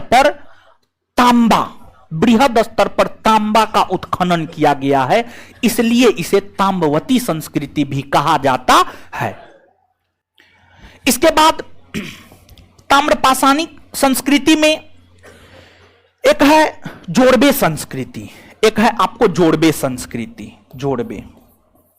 जोड़बे संस्कृति, अगर हम जोड़बे संस्कृति को देखें तो जोड़बे संस्कृति का जो विकास हुआ है ये आपको महाराष्ट्र में हुआ है। जोड़बे संस्कृति का विकास कहां हुआ है? महाराष्ट्र में हुआ है। जोड़बे संस्कृति के जो प्रमुख स्थल है, जोड़बे संस्कृति का विकास महाराष्ट्र में हुआ है। जोड़बे संस्कृति के जो प्रमुख स्थल है दायमाबाद, दायमाबाद के बाद जो है इनाम गांव के बाद जो है नेवासा, ये सब जोड़बे संस्कृति के प्रमुख स्थल है। ये सब जोड़बे संस्कृति के प्रमुख स्थल है। और जोड़बे संस्कृति के इन प्रमुख स्थलों में जो दायमाबाद है, दायमाबाद से बृहद स्तर पर कांसा धातु का औजार मिला है, बृहद स्तर पर कांसा धातु का औजार मिला है। और जोड़बे संस्कृति के जो सबसे बड़े स्थल हैं, जोड़बे संस्कृति के सबसे बड़े स्थल के रूप में इनाम गांव की चर्चा देखने को मिलते हैं। इनाम गांव, समझ गए। इसके बाद ताम्रपाषाण संस्कृति के अंतर्गत ही एक और संस्कृति आता है, उसका नाम है मालवा संस्कृति। मालवा संस्कृति का विकास मध्य प्रदेश में, फिर एक और कायथा संस्कृति आता है। कायथा संस्कृति का विकास भी जो है आपको मध्य प्रदेश में ही हुआ है। कायथा संस्कृति का भी विकास कहां हुआ है? मध्य प्रदेश में ही हुआ है। मध्य प्रदेश में ही कायथा संस्कृति का भी जो है आपको विकास हुआ है। ये सभी ताम्रपाषाण कालीन या ताम्रपाषाण संस्कृति के उदाहरण है। तो आपसे देखिए यहां से दो तरह से क्वेश्चन पूछा जाता है। एक आपसे क्या पूछा जाता है, तो एक बात जो है आपसे ये पूछा जाता है, निम्नलिखित में से कौन ताम्रपाषाण संस्कृति के उदाहरण है। निम्नलिखित में से कौन ताम्रपाषाण संस्कृति के उदाहरण है। ऑप्शन में देगा हड़प्पा, ऑप्शन में देगा पाषाण, ऑप्शन में देगा वैदिक, ऑप्शन में देगा जौरबे। तो क्या मारिएगा? जौरबे। क्या मारिएगा? जौरबे। एक तो इस प्रकार के प्रश्न पूछे जाते हैं। साथ ही साथ आपसे यह भी पूछा जाता है कि बनास संस्कृति या आहार संस्कृति का विकास भारत के किस राज्य में हुआ था। जौरबे संस्कृति का विकास भारत के किस राज्य में। मालवा और कैथा संस्कृति का विकास भारत के किस राज्य में। भारत के किस राज्य में। तो ये तमाम प्रकार के प्रश्न जो है आपसे आपके परीक्षा में पूछे जाते हैं। तो यहां तक बात समझ में आ रहा है? यहां तक कोई दिक्कत नहीं ना? चलिए, तो अब नीचे से जो है आप नोट डाउन कीजिए थोड़ा सा, नीचे से नोट डाउन कीजिए। ऑनलाइन वाला सब ठीक है ना? कोई दिक्कत नहीं ना ऑनलाइन वाला को? हाँ, देखते रहिएगा, दिक्कत नहीं होना चाहिए, ठीक है। फैन ऑफ कर दीजिए। हो कहां पे फैन है? उसका स्विच कहां है? यहाँ है बंद कीजिए। तो है एक आध गो स्विच है, रुकिए ना, बल्ब का है बंद कर दिया। फर्स्ट वाला है, फर्स्ट वाला स्विच है, देखिए बंद हुआ। रुकिए ना, रुकिएगा तब ना, तुरंत हो जाएगा बंद। यानी स्विच दाब दिए तुरंत रुक जाएगा। वो लेगा 5, 10, 25, 30 सेकेंड। हाँ, हो तो गया। चलिए लिखिए। हाँ, देखिए किसी भी संस्कृति का अंत जो है ना मुख्य तौर पर जलवायु परिवर्तन के कारण मुख्य तौर पर होता है, ठीक है।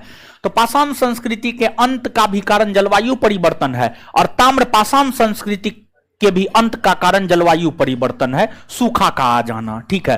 ताम्रपाषाण संस्कृति सूखा के आ जाने के कारण, समझ गए। जलवायु परिवर्तन जो है ना अपने आप में विनाश का सबसे बड़ा कारण है। देखिए अगर हमारी संस्कृति, अभी हम जिस संस्कृति में जी रहे हैं, घोर कलयुग है ये, ठीक है, घोर कलयुग संस्कृति है ये।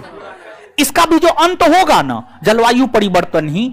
और इसी वजह से आप देखेंगे जब वैश्विक स्तर के नेता एक बड़े मंच पर मिलते हैं तो जलवायु परिवर्तन को लेकर लंबी लंबी बात कहेंगे, लेकिन जाकर के जो है उद्योग में वस्तु का उत्पादन करेंगे, CO2 का बृहद स्तर पर जो है उत्सर्जन होगा, तो धीरे धीरे जलवायु परिवर्तन होगा। और जलवायु परिवर्तन होगा तो फिर जो है बहुत सारा परिवर्तन यहां पर देखने को मिलेगा। लोग दाने दाने को तरसेंगे, लोग भूखा प्यासा मरेगा, लोग को तरह तरह का बीमारी हो जाएगा, धीरे धीरे संस्कृति का अंत हो जाएगा। खैर अभी 50-100 बरस में हमारी संस्कृति का अंत होने वाला न है, तो हम लोग मजा में जिंदगी जी लेंगे। हम लोग का आने वाला पीढ़ी जो आएगा वो अपना सोचेगा, हम लोग बढ़िया से जी लेंगे। हम लोग को बहुत ज्यादा टेंशन नहीं लेना है। ऐसे भी 25-30 बरस तो आप लोग जिए लिए, ठीक है, क्या दिक्कत है अब, ठीक है। 5-10 बरस और चलिए, नहीं जिए जीना, अच्छा लिखिए। हाँ कर सकते हैं, कोई दिक्कत नहीं, कोई दिक्कत कर सकते हैं, ठीक है। हड़प्पा संस्कृति कहा जाता है। एनसीईआरटी में देखिएगा ना, 11-12 का एनसीईआरटी पढ़िएगा, चैप्टर का नाम हड़प्पा संस्कृति दिया हुआ, कहीं सिंधु घाटी सभ्यता या संस्कृति। हाँ, एनसीईआरटी में आप देखिए हड़प्पा संस्कृति लिखा हुआ है, संस्कृति कहना ज्यादा उचित है, ठीक है। बैठ जाइए, चलिए लिखिए तो, लिखिए तो।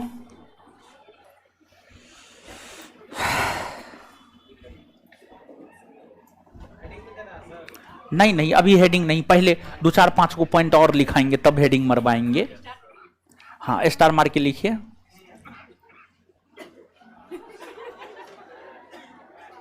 स्टार मार के लिखिएगा।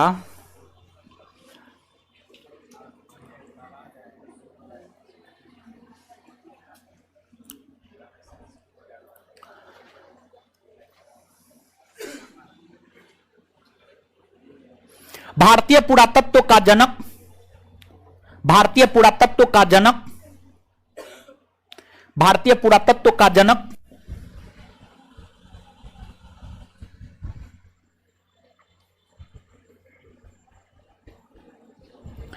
Alexander Cunningham.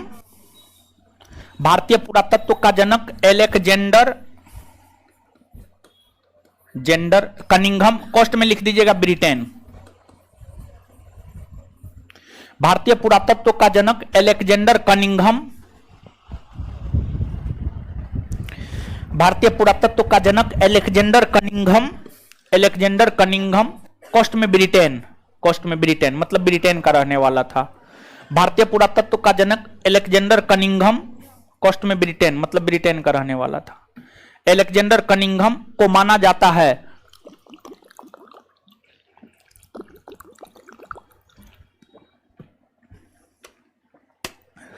एलेक्जेंडर कनिंघम को माना जाता है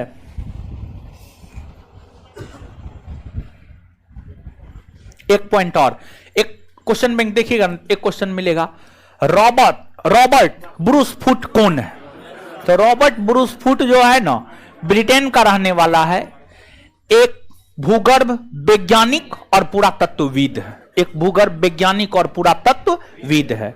तो नीचे से एक लाइन और लिखिएगा अगला। हाँ घटना चक्र में, हाँ सही बोले। हाँ हाँ हाँ हाँ ठीक है ठीक है ठीक है। लिखिए ना Robert Bruce foot, Robert Bruce foot, Robert Bruce foot एक भूगर्भ वैज्ञानिक और पुरातत्वविद। रॉबर्ट ब्रूस फुट लिखना होगा क्या? हे भगवान। Robert Bruce foot, Robert Bruce foot एक भूगर्भ वैज्ञानिक और पुरातत्वविद था। एक भूगर्भ वैज्ञानिक और पुरातत्वविद था। एक भूगर्भ वैज्ञानिक और पुरातत्वविद था। एक भूगर्भ वैज्ञानिक और पुरातत्वविद था। एक भूगर्भ वैज्ञानिक और पुरातत्वविद था। एक भूगर्भ वैज्ञानिक और पुरातत्वविद था। Full stop. पुरातत्वविद था। आगे पुरातत्वविद, आगे लिखिएगा ना। अगला पॉइंट, अगला पॉइंट लिखिएगा भारतीय पुरातत्व सर्वेक्षण विभाग, भारतीय पुरातत्व सर्वेक्षण विभाग, भारतीय पुरातत्व सर्वेक्षण विभाग, भारतीय पुरातत्व सर्वेक्षण विभाग भारत सरकार के संस्कृति मंत्रालय,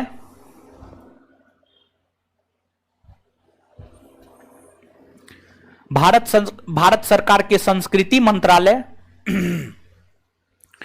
भारत सरकार के संस्कृति मंत्रालय, भारत सरकार के संस्कृति मंत्रालय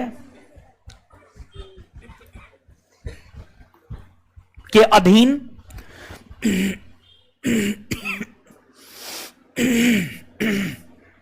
भारत सरकार के संस्कृति मंत्रालय के अधीन काम करता है।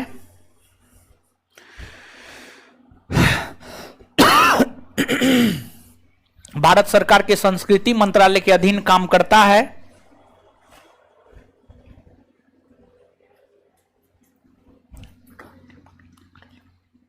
अगला पॉइंट एक जो है ना सुनिए, संग्रहालय, म्यूजियम। संग्रहालय का मतलब समझते हैं? संग्रहालय या म्यूजियम उसे कहा जाता है जहां प्राचीनतम वस्तुओं को, साक्ष्यों को रखा जाता है। जैसे चंद्रशेखर आजाद कौन पिस्टल का उपयोग करते थे? वो पिस्टल को जो है शीशा में बंद करके रख देना, फलना चंद्रशेखर आजाद का पिस्टल था। ठीक है। महाराणा प्रताप किस तलवार का प्रयोग करते थे? उसको सुरक्षित रख देना, ये महाराणा प्रताप का तलवार है। मतलब जो पौराणिक वस्तु है उसको एक जगह जो रख दिया जाता है उसी को संग्रहालय कहा जाता है।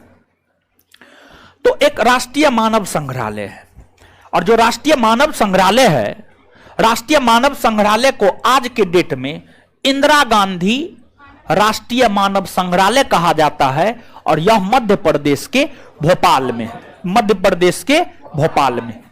तो नीचे से लिखिएगा है ई हुआ था आपको लॉर्ड कर्जन के समय में 1904 में हुआ था, ठीक है। ये सब इतिहास में मॉडर्न का चीज है, तो वहां पर देखेंगे, ठीक है। हर चीज आप चाहते हैं कि एक के जगह हो जाए तो पॉसिबल नहीं है, उसमें भी वही सब चीज रखा जाता है, ठीक है। हाँ लिखिएगा लिखिएगा लिखिएगा राष्ट्रीय मानव संग्रहालय, राष्ट्रीय मानव संग्रहालय, राष्ट्रीय मानव संग्रहालय जिसे, राष्ट्रीय मानव संग्रहालय जिसे जिसे जिसे जिसे जिसे अब इंदिरा गांधी राष्ट्रीय संग्रहालय कहा जाता है,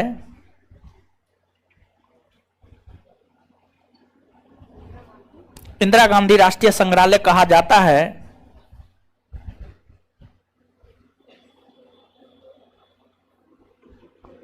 मध्य प्रदेश के भोपाल में स्थित है, मध्य प्रदेश के भोपाल में स्थित है, मध्य प्रदेश के भोपाल में स्थित है, मध्य प्रदेश के भोपाल में स्थित है, मध्य प्रदेश के भोपाल में स्थित है।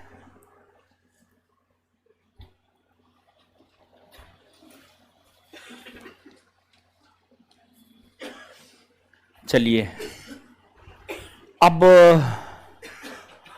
हाँ क्या, हाँ अंतर्राष्ट्रीय मानव संग्रहालय कहाँ है, कहाँ है जी? कोपेनहेगन, डेनमार्क के कोपेनहेगन में है। और यहाँ का एक विद्वान था, वो जो है कुछ किया भी है, ठीक है, ध्यान में नहीं है। नीचे से लिखिएगा, नीचे से हेडिंग मारिएगा,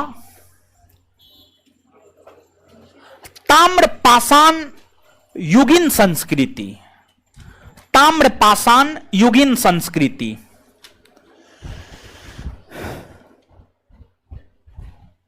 ताम्रपाषाण युगीन संस्कृति, डैश देकर लिखिएगा।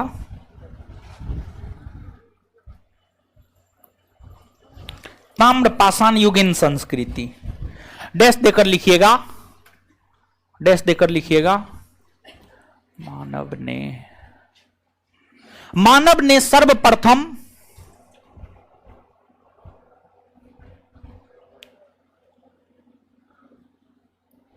मानव ने सर्वप्रथम मानव ने सर्वप्रथम मानव ने सर्वप्रथम सर्वप्रथम मानव ने सर्वप्रथम 5000 ईस्वी पूर्व में 5000 ईस्वी पूर्व में 5000 ईस्वी पूर्व में तांबा धातु तांबा धातु तांबा धातु का प्रयोग किया तांबा धातु का प्रयोग किया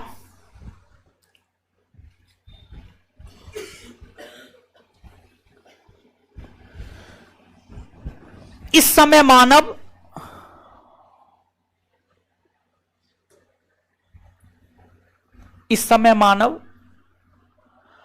तांबा धातु के औजार के साथ साथ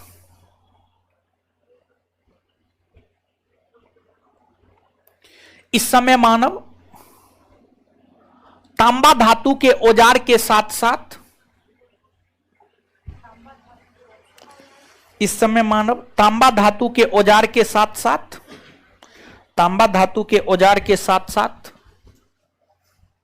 पाषाण यानी पत्थर पाषाण पाषाण के औजार का भी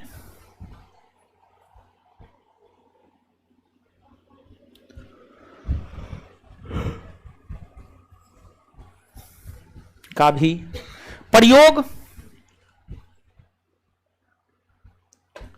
करता था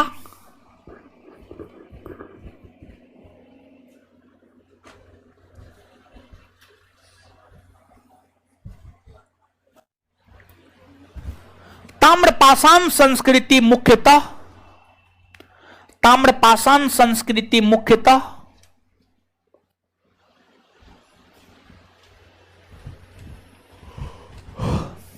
ताम्रपाषाण संस्कृति मुख्यतः ताम्रपाषाण संस्कृति मुख्यतः एक ग्रामीण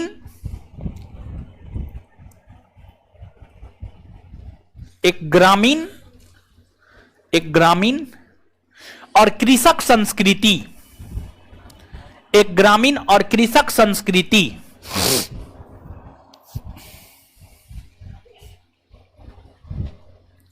ग्रामीण और कृषक संस्कृति हुआ करती थी।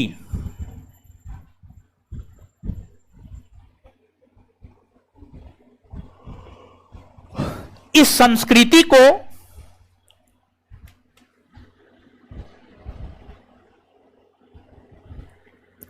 आद ऐतिहासिक काल, इस संस्कृति को आद ऐतिहासिक काल समझते हैं ना वो, समझाए नो, समझाए हुए।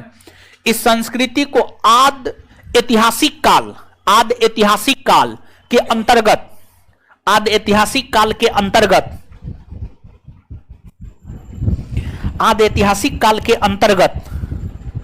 रखा जाता है। आद ऐतिहासिक काल के अंतर्गत रखा जाता है। आद ऐतिहासिक काल के अंतर्गत रखा जाता है। आद ऐतिहासिक काल के अंतर्गत रखा जाता है। जैसे देखिए, ध्यान दीजिएगा, है महाराज, आप लोग तो लिखने ही लगते हैं। जैसे एक क्वेश्चन से पहले भी अवगत करवाए होंगे, बीपीएससी का पूछा हुआ क्वेश्चन है, हड़प्पा संस्कृति को किस कालखंड के अंतर्गत रखा जाता है? तो उत्तर होगा आद ऐतिहासिक काल। हम मान लिया जाए, ऑप्शन दिया, निम्नलिखित में से किस संस्कृति को आद ऐतिहासिक काल के अंतर्गत रखा जाता है? ठीक है, ऑप्शन हड़प्पा गायब कर दिया। ताम्रयुगीन संस्कृति में से कोई उठा के दे देगा तो उत्तर यही ना होगा जी। मतलब जैसे अगर समझे तो आप जवाब दीजिए। ठीक है, जैसे हम क्वेश्चन ये किए, निम्नलिखित में से कौन आद ऐतिहासिक काल के अंतर्गत आता है? ऑप्शन ए बनास संस्कृति, ऑप्शन बी जोड़वे संस्कृति, ऑप्शन सी कैथा संस्कृति, ऑप्शन डी इनमें सभी। क्या होगा? क्या होगा? इनमें सभी होगा। हाँ, जो भी बोल रहे हैं इनमें सभी, मतलब सब बात समझ रहे हैं। जो कुछ नहीं बोल रहे हैं कुछ भी समझ नहीं रहे, समझिएगा। आंसर इनमें सभी होगा। ठीक है, नीचे से लिखिएगा जल्दी से।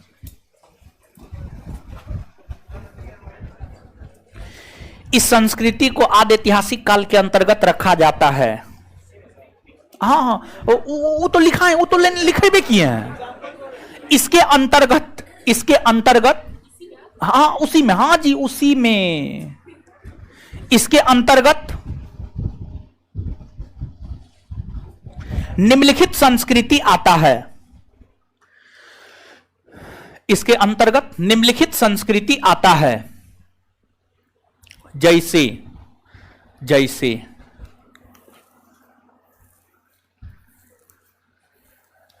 जैसे जैसे राजस्थान का बनास या आहार संस्कृति।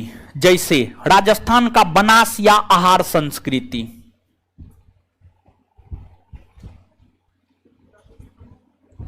राजस्थान का बनास या आहार संस्कृति। राजस्थान का बनास या आहार संस्कृति। बनास या आहार संस्कृति, कोमा महाराष्ट्र का जोड़वे संस्कृति। महाराष्ट्र का जोड़वे संस्कृति। महाराष्ट्र का जोड़वे संस्कृति। महाराष्ट्र का जोड़वे संस्कृति। महाराष्ट्र का जोड़वे संस्कृति। महाराष्ट्र का जोड़वे संस्कृति।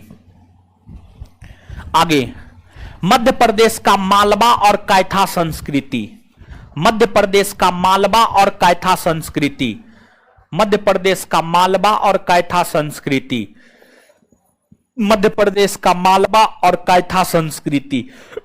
मध्य प्रदेश का मालवा और कैथा संस्कृति। मध्य प्रदेश का मालवा और कैथा संस्कृति, मालवा और कैथा संस्कृति। अब नीचे से कुछ पॉइंट हम आपको लिखा रहे हैं, ठीक है। जैसे देखिए, ध्यान दीजिएगा, आपको जो है बनास संस्कृति के प्रमुख स्थल थे, जैसे कि आप पढ़िएगा हड़प्पा संस्कृति ही, हड़प्पा संस्कृति के अंतर्गत कई सारे स्थलों की खोज हुई, लेकिन हड़प्पा संस्कृति के अंतर्गत जो कई सारे स्थलों की खोज हुई, उसमें हड़प्पा संस्कृति के जो दो सबसे विकसित स्थल के रूप में उभरा था, वह था हड़प्पा और मोहनजोदड़ो, हड़प्पा और मोहनजोदड़ो, ठीक है।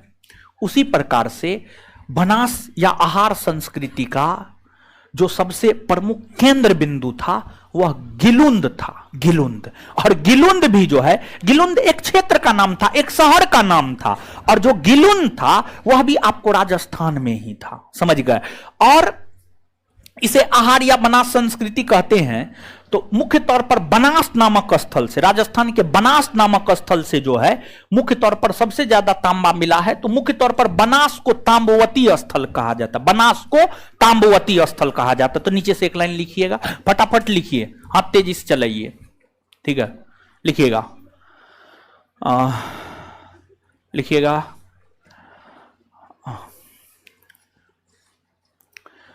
बनास को तांबवती स्थल, बनास को तांबवती स्थल के नाम से भी, बनास को तांबवती स्थल के नाम से भी, बनास को तांबवती स्थल के नाम से भी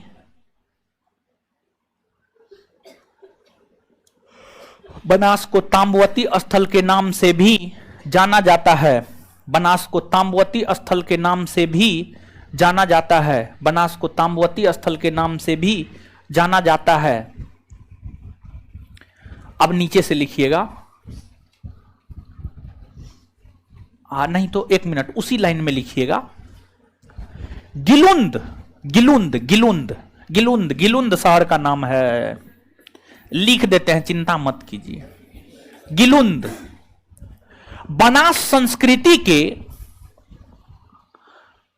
संस्कृति का प्रमुख केंद्र बिंदु था।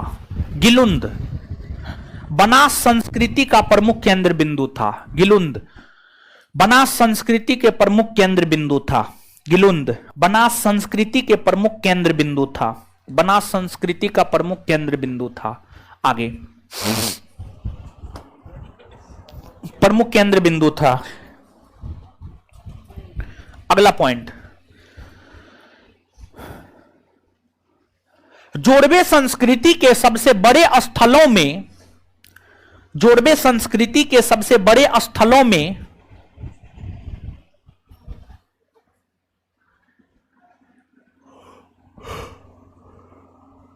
जोड़वे संस्कृति के सबसे बड़े स्थलों में इनामगांव, इनामगांव स्थल का नाम है। जोड़वे संस्कृति के बड़े स्थलों में इनामगांव, इनामगांव का नाम आता है।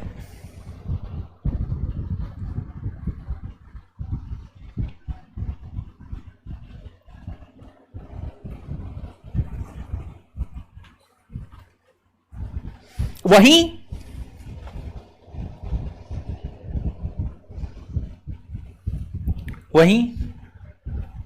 जोड़वे संस्कृति के दैमाबाद नामक स्थल से, वहीं जोड़वे संस्कृति के दैमाबाद नामक स्थल से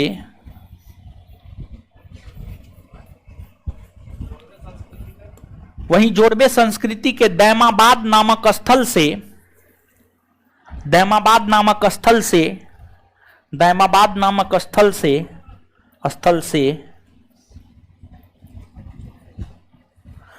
कांस्य धातु के, कांस्य धातु के, कांस्य धातु के, कांस्य धातु के, कांस्य धातु के, कांस्य धातु का प्रचलन, का प्रचलन, व्यापक स्तर पर देखने को मिलता है।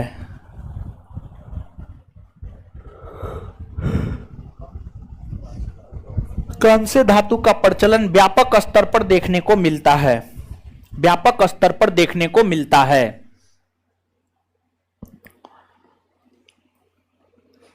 अब नीचे से लिखिएगा, नीचे से लिखिएगा। पाषाण संस्कृति के, पाषाण संस्कृति के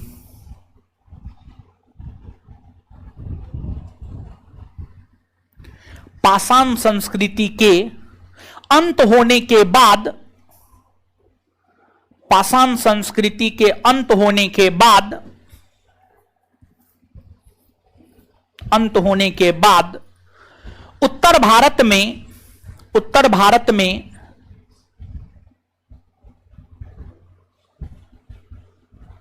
उत्तर भारत में उत्तर भारत में उत्तर भारत में जिस संस्कृति का विकास हुआ, जिस संस्कृति का विकास हुआ,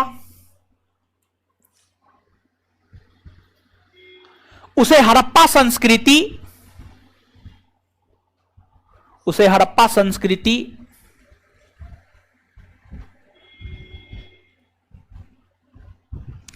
और दक्षिण भारत में, उसे हड़प्पा संस्कृति और दक्षिण भारत में, और दक्षिण भारत में जिस संस्कृति का विकास हुआ, और दक्षिण भारत में जिस संस्कृति का विकास हुआ,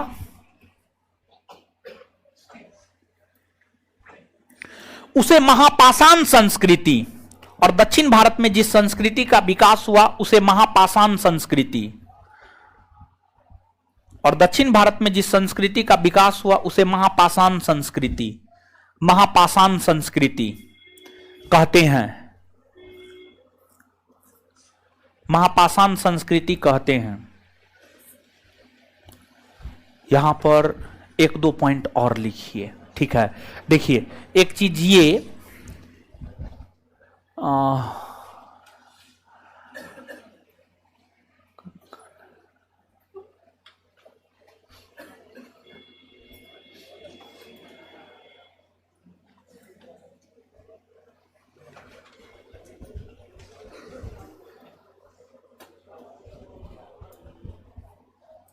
हाँ, देखिए मनुष्य संबंधी पहला साक्ष्य भारत में नर्मदा नदी घाटी से मिलता है। मनुष्य संबंधी पहला साक्ष्य भारत में नर्मदा नदी घाटी से मिलता है, और मानव के अस्थिपंजर का पहला प्रमाण जो है सराय नहर महदहा से मिलता है, और एक साथ 3 मानव के कंकाल उत्तर प्रदेश के दमदमा से मिलता है, उत्तर प्रदेश के दमदमा से। तो ये सब भी फैक्ट है, इस सब फैक्ट को भी याद रखिएगा। तो नीचे से लिखिए, तो लिखिएगा, लिखिएगा मनुष्य संबंधी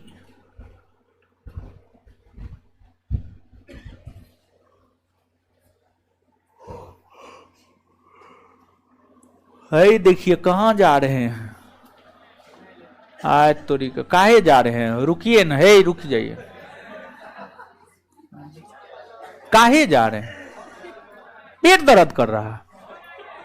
अच्छा जाइए जाइए जाइए जाइए, बर्दाश्त करने का क्षमता विकसित कीजिए। 3 घंटा हर चीज, तभी नौकरी लगेगा, नहीं तो नौकरी नहीं लगेगा, ठीक है।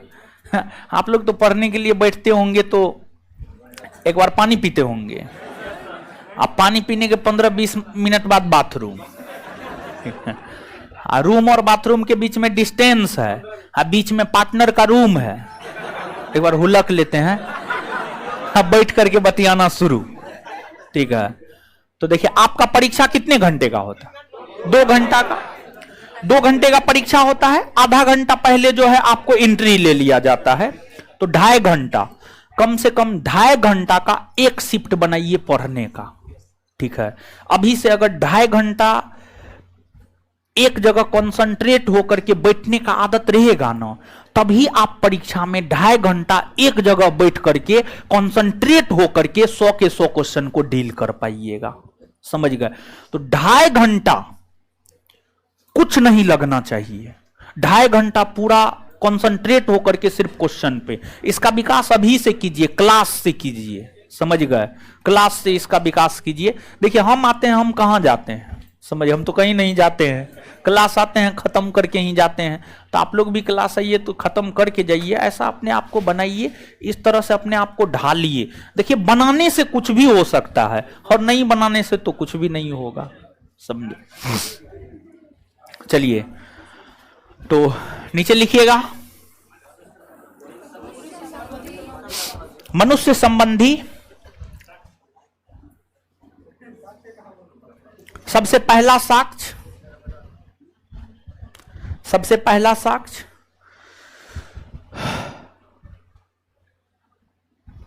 नर्मदा नदी घाटी से, नर्मदा नदी घाटी से मिला है।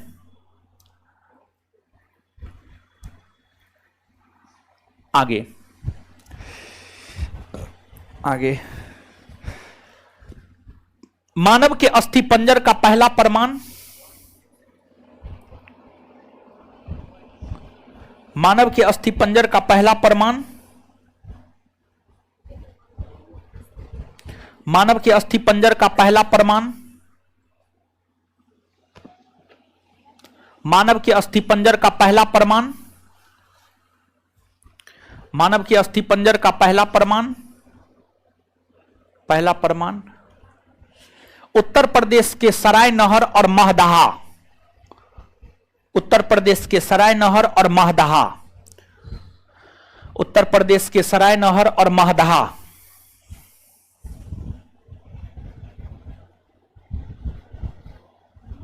से मिला है। उत्तर प्रदेश के सराय नहर और महदहा से मिला है, महदहा से मिला है। आगे आगे लिखिएगा, आगे लिखिएगा, एक साथ, अगला पॉइंट, एक साथ, एक साथ, एक साथ 3 मानव के कंकाल का प्रमाण, एक साथ 3 मानव के कंकाल का प्रमाण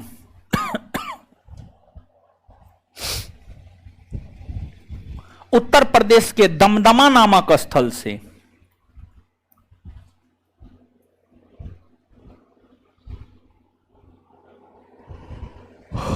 उत्तर प्रदेश के दमदमा नामक स्थल से, उत्तर प्रदेश के दमदमा नामक स्थल से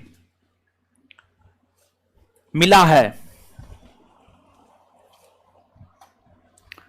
चलिए अब जो है यहां पर बता देते हैं, पाषाण युग खत्म हो गया, ठीक है। अब आपका होमवर्क है, सुन लीजिए। होमवर्क क्या है? होमवर्क है, देखिए आप साइंस में क्या करते हैं इसको लेकर आगे बात करेंगे, लेकिन आर्ट पेपर में, मतलब हिस्ट्री, पॉलिटी, ज्योग्राफी में आप जो है घटना चक्र खरीद लीजिएगा।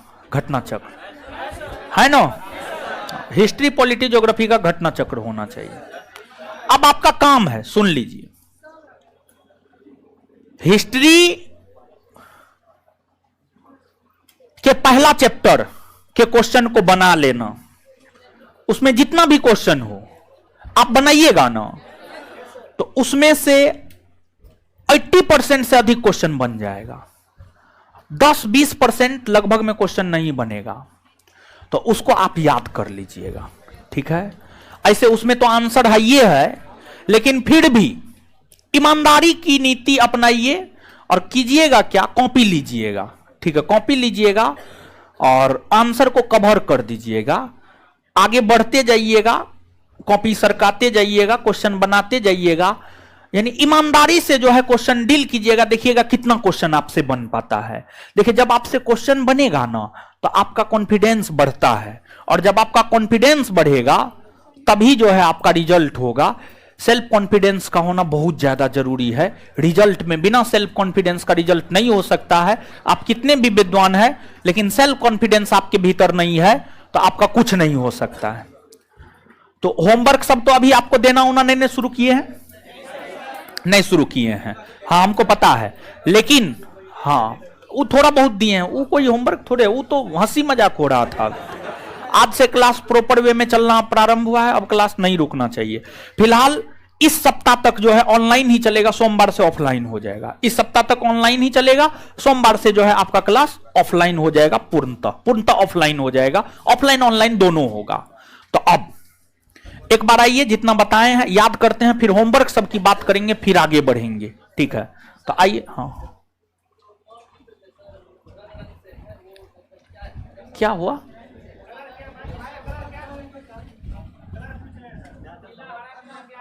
ई हो, ई लाल पीला हरा, आज तो ये सब स्टेट को अलग किया गया है, अलग अलग स्टेट अलग अलग, उस रंग का कोई महत्व ना है, ठीक है, उस रंग का कोई महत्व नहीं है। सुनिए, हल्ला मत कीजिए, आइएगा, बड़ी हल्ला करते आप लोग, वाह महाराज।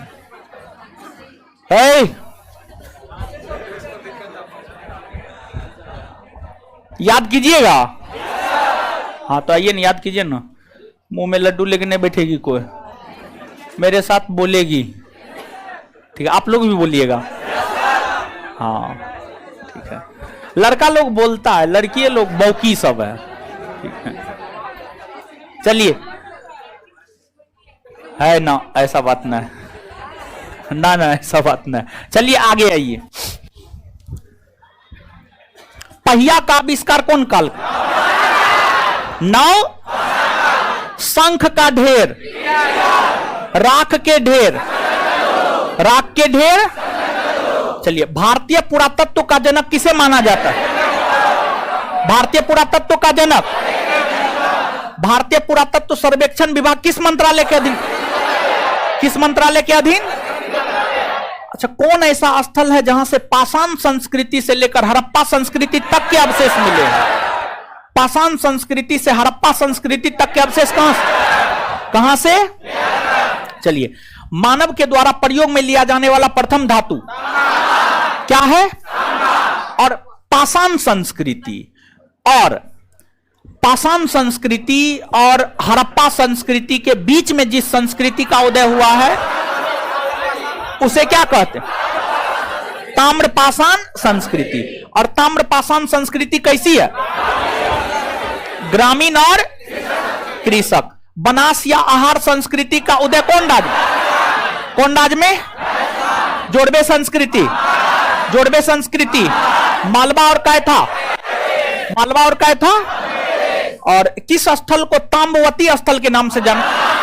ताम्रवती स्थल के नाम से, ताम्रवती स्थल के नाम से। चलिए, इसके बाद पाषाण संस्कृति के अंत होने के बाद उत्तर भारत में जिस संस्कृति का उदय हुआ उसे क्या कहते हैं? और दक्षिण भारत में? दक्षिण भारत में। चलिए, इसके बाद मानव संबंधी सबसे पहला प्रमाण कहां देखने को? नर्मदा नदी घाट। मानव संबंधी सबसे पहला प्रमाण। मानव के अस्थि पंजर कहां से मिले? मानव के अस्थि पंजर सराय नहर और महदहा। सराय नहर और महदहा। इसके बाद आगे बताइएगा आप हमको कि एक साथ 3 मानव के कंकाल कहां से मिले हैं? एक साथ 3 मानव के कंकाल कहां से? दमदमा से। याद हुआ? इतना बात क्लियर है? अब होमवर्क सब सुनिए, ठीक है। चलिए, अब क्वेश्चन बैंक जो है, जो भी लोग एडमिशन लिए होंगे सबको मिल गया होगा।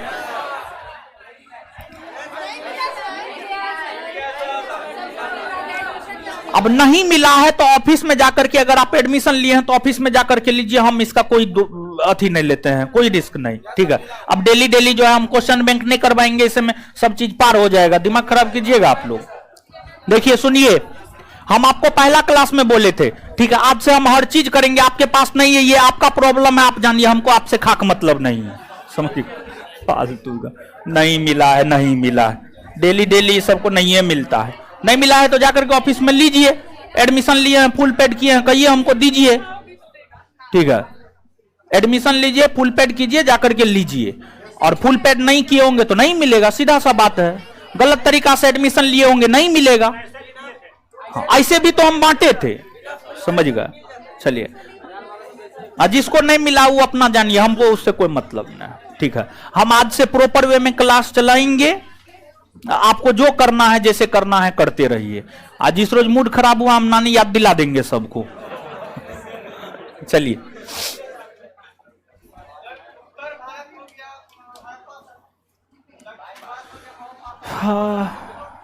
हाँ, पूर्वोत्तर, वहां पे कोनो संस्कृति नहीं था, कोई संस्कृति नहीं था। अरे वो पहाड़ी पठारी इलाका था, वहां पर कुछ नहीं था। चलिए, आज से क्वेश्चन बैंक शुरू हो रहा है। देखिए, क्वेश्चन बैंक के क्वेश्चन दिखा, हर दिन हम 15 मिनट इस पर समय देंगे। और देखिए, आपको पता है कि आप नहीं देखिएगा तो हर दिन अगर 15 मिनट में हम 15 क्वेश्चन बताएंगे ना, तो आपके दिमाग में आएगा, ये आएगा कि जो है इस प्रकार के क्वेश्चन, ये क्वेश्चन जो है पूछे जा रहे हैं। तो इससे होगा कि आपका दिमाग थोड़ा एक्टिव रहेगा कि हमको फलना चीज पढ़ना है, चिलना चीज पढ़ना है, ढेकना चीज पढ़ना है, समझ गए। तो ये चीज है, तो इसलिए क्वेश्चन बैंक आज से शुरू हो रहा है। आपके पास नहीं है, ये आपका प्रॉब्लम है, मेरा प्रॉब्लम नहीं है। हम फ्री में भी बंटवाए हैं, एडमिशन के वक्त भी दिलवाए हैं। अब इसके बावजूद भी आपके पास नहीं है तो अब हम कोई जिम्मेवारी लेने वाले नहीं है। पहला क्वेश्चन, और ध्यान दीजिएगा, बिहार दरोगा 1717 पोस्ट से लेकर आज तक, तो 1717 पोस्ट के क्वेश्चन का डिस्कशन प्रारंभ कर रहे हैं। 1717 पोस्ट प्रीलिम्स 2 सीटिंग हुआ था। प्रीलिम्स पहला सीटिंग का क्वेश्चन है, जब ये खत्म हो जाएगा तो प्रीलिम्स सेकेंड सीटिंग, फिर मेंस में एक सीटिंग टेस्ट, एक सीटिंग ही एग्जाम हुआ था, तो मेंस का लेकर के आएंगे। 1717 पोस्ट प्रीलिम्स पहला सीटिंग का क्वेश्चन हम लोग देख रहे हैं। तो देखिए, पहला क्वेश्चन आप सभी के समक्ष है, सत्रिया किस राज्य की शास्त्रीय नृत्य है? जो सत्रिया है यह भारत के असम राज्य का शास्त्रीय नृत्य है। किस राज्य का है? असम राज्य का शास्त्रीय नृत्य है। तो यह क्वेश्चन हमको क्या बताता है? यह क्वेश्चन हमको यह बताता है कि भारत के जो टोटल मुख्य तौर पर 8 शास्त्रीय नृत्य है वे किस राज्य से संबंधित है, इसको याद रखना हमारे लिए आवश्यक है। और ध्यान रहे, शास्त्रीय नृत्य ही नहीं बल्कि जो लोक नृत्य है, अलग अलग राज्य के जो लोक नृत्य है, जैसे मेघालय का लाहो बांग्ला है, अरुणाचल प्रदेश का युद्ध नृत्य है, मुखौटा नृत्य है, फिर जो है आपको अन्य राज्यों का अलग अलग लोक नृत्य है। तो अन्य राज्यों का जो अलग अलग लोक नृत्य है उसको भी याद रखना आवश्यक है। यह क्वेश्चन हमें यही बताता है। तो आपका काम होना चाहिए शास्त्रीय नृत्य और लोक नृत्य को क्लियर कर लेना है, ताकि अगर यहां से परीक्षा में क्वेश्चन आए तो हम सही बना करके आए। अब यहां पर जो 8 शास्त्रीय नृत्य है उसके विषय में यहां पर हम आपको बता दें कि देखिए, ध्यान दीजिएगा, जो 8 शास्त्रीय नृत्य है इसमें एक आपको कथक है, इसमें एक आपको कथक है।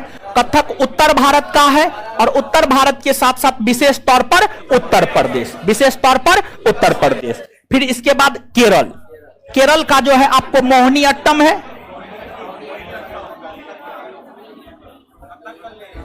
मोहिनी अट्टम और कथकली, मोहिनी अट्टम और कथकली। फिर है आपको तमिलनाडु, तमिलनाडु का है भारतनाट्यम। तमिलनाडु क्या क्या है? भारतनाट्यम। और ध्यान दीजिएगा, भारत के सभी शास्त्रीय नृत्यों में जो भारत का सबसे प्राचीनतम शास्त्रीय नृत्य है वह भारतनाट्यम है।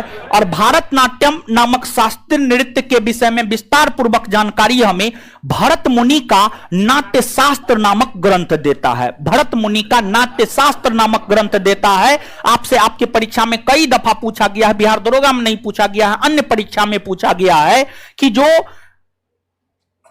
नाट्य शास्त्र नामक साहित्य है, नाट्य शास्त्र के रचयिता कौन है? तो इसका उत्तर होगा भरत मुनि।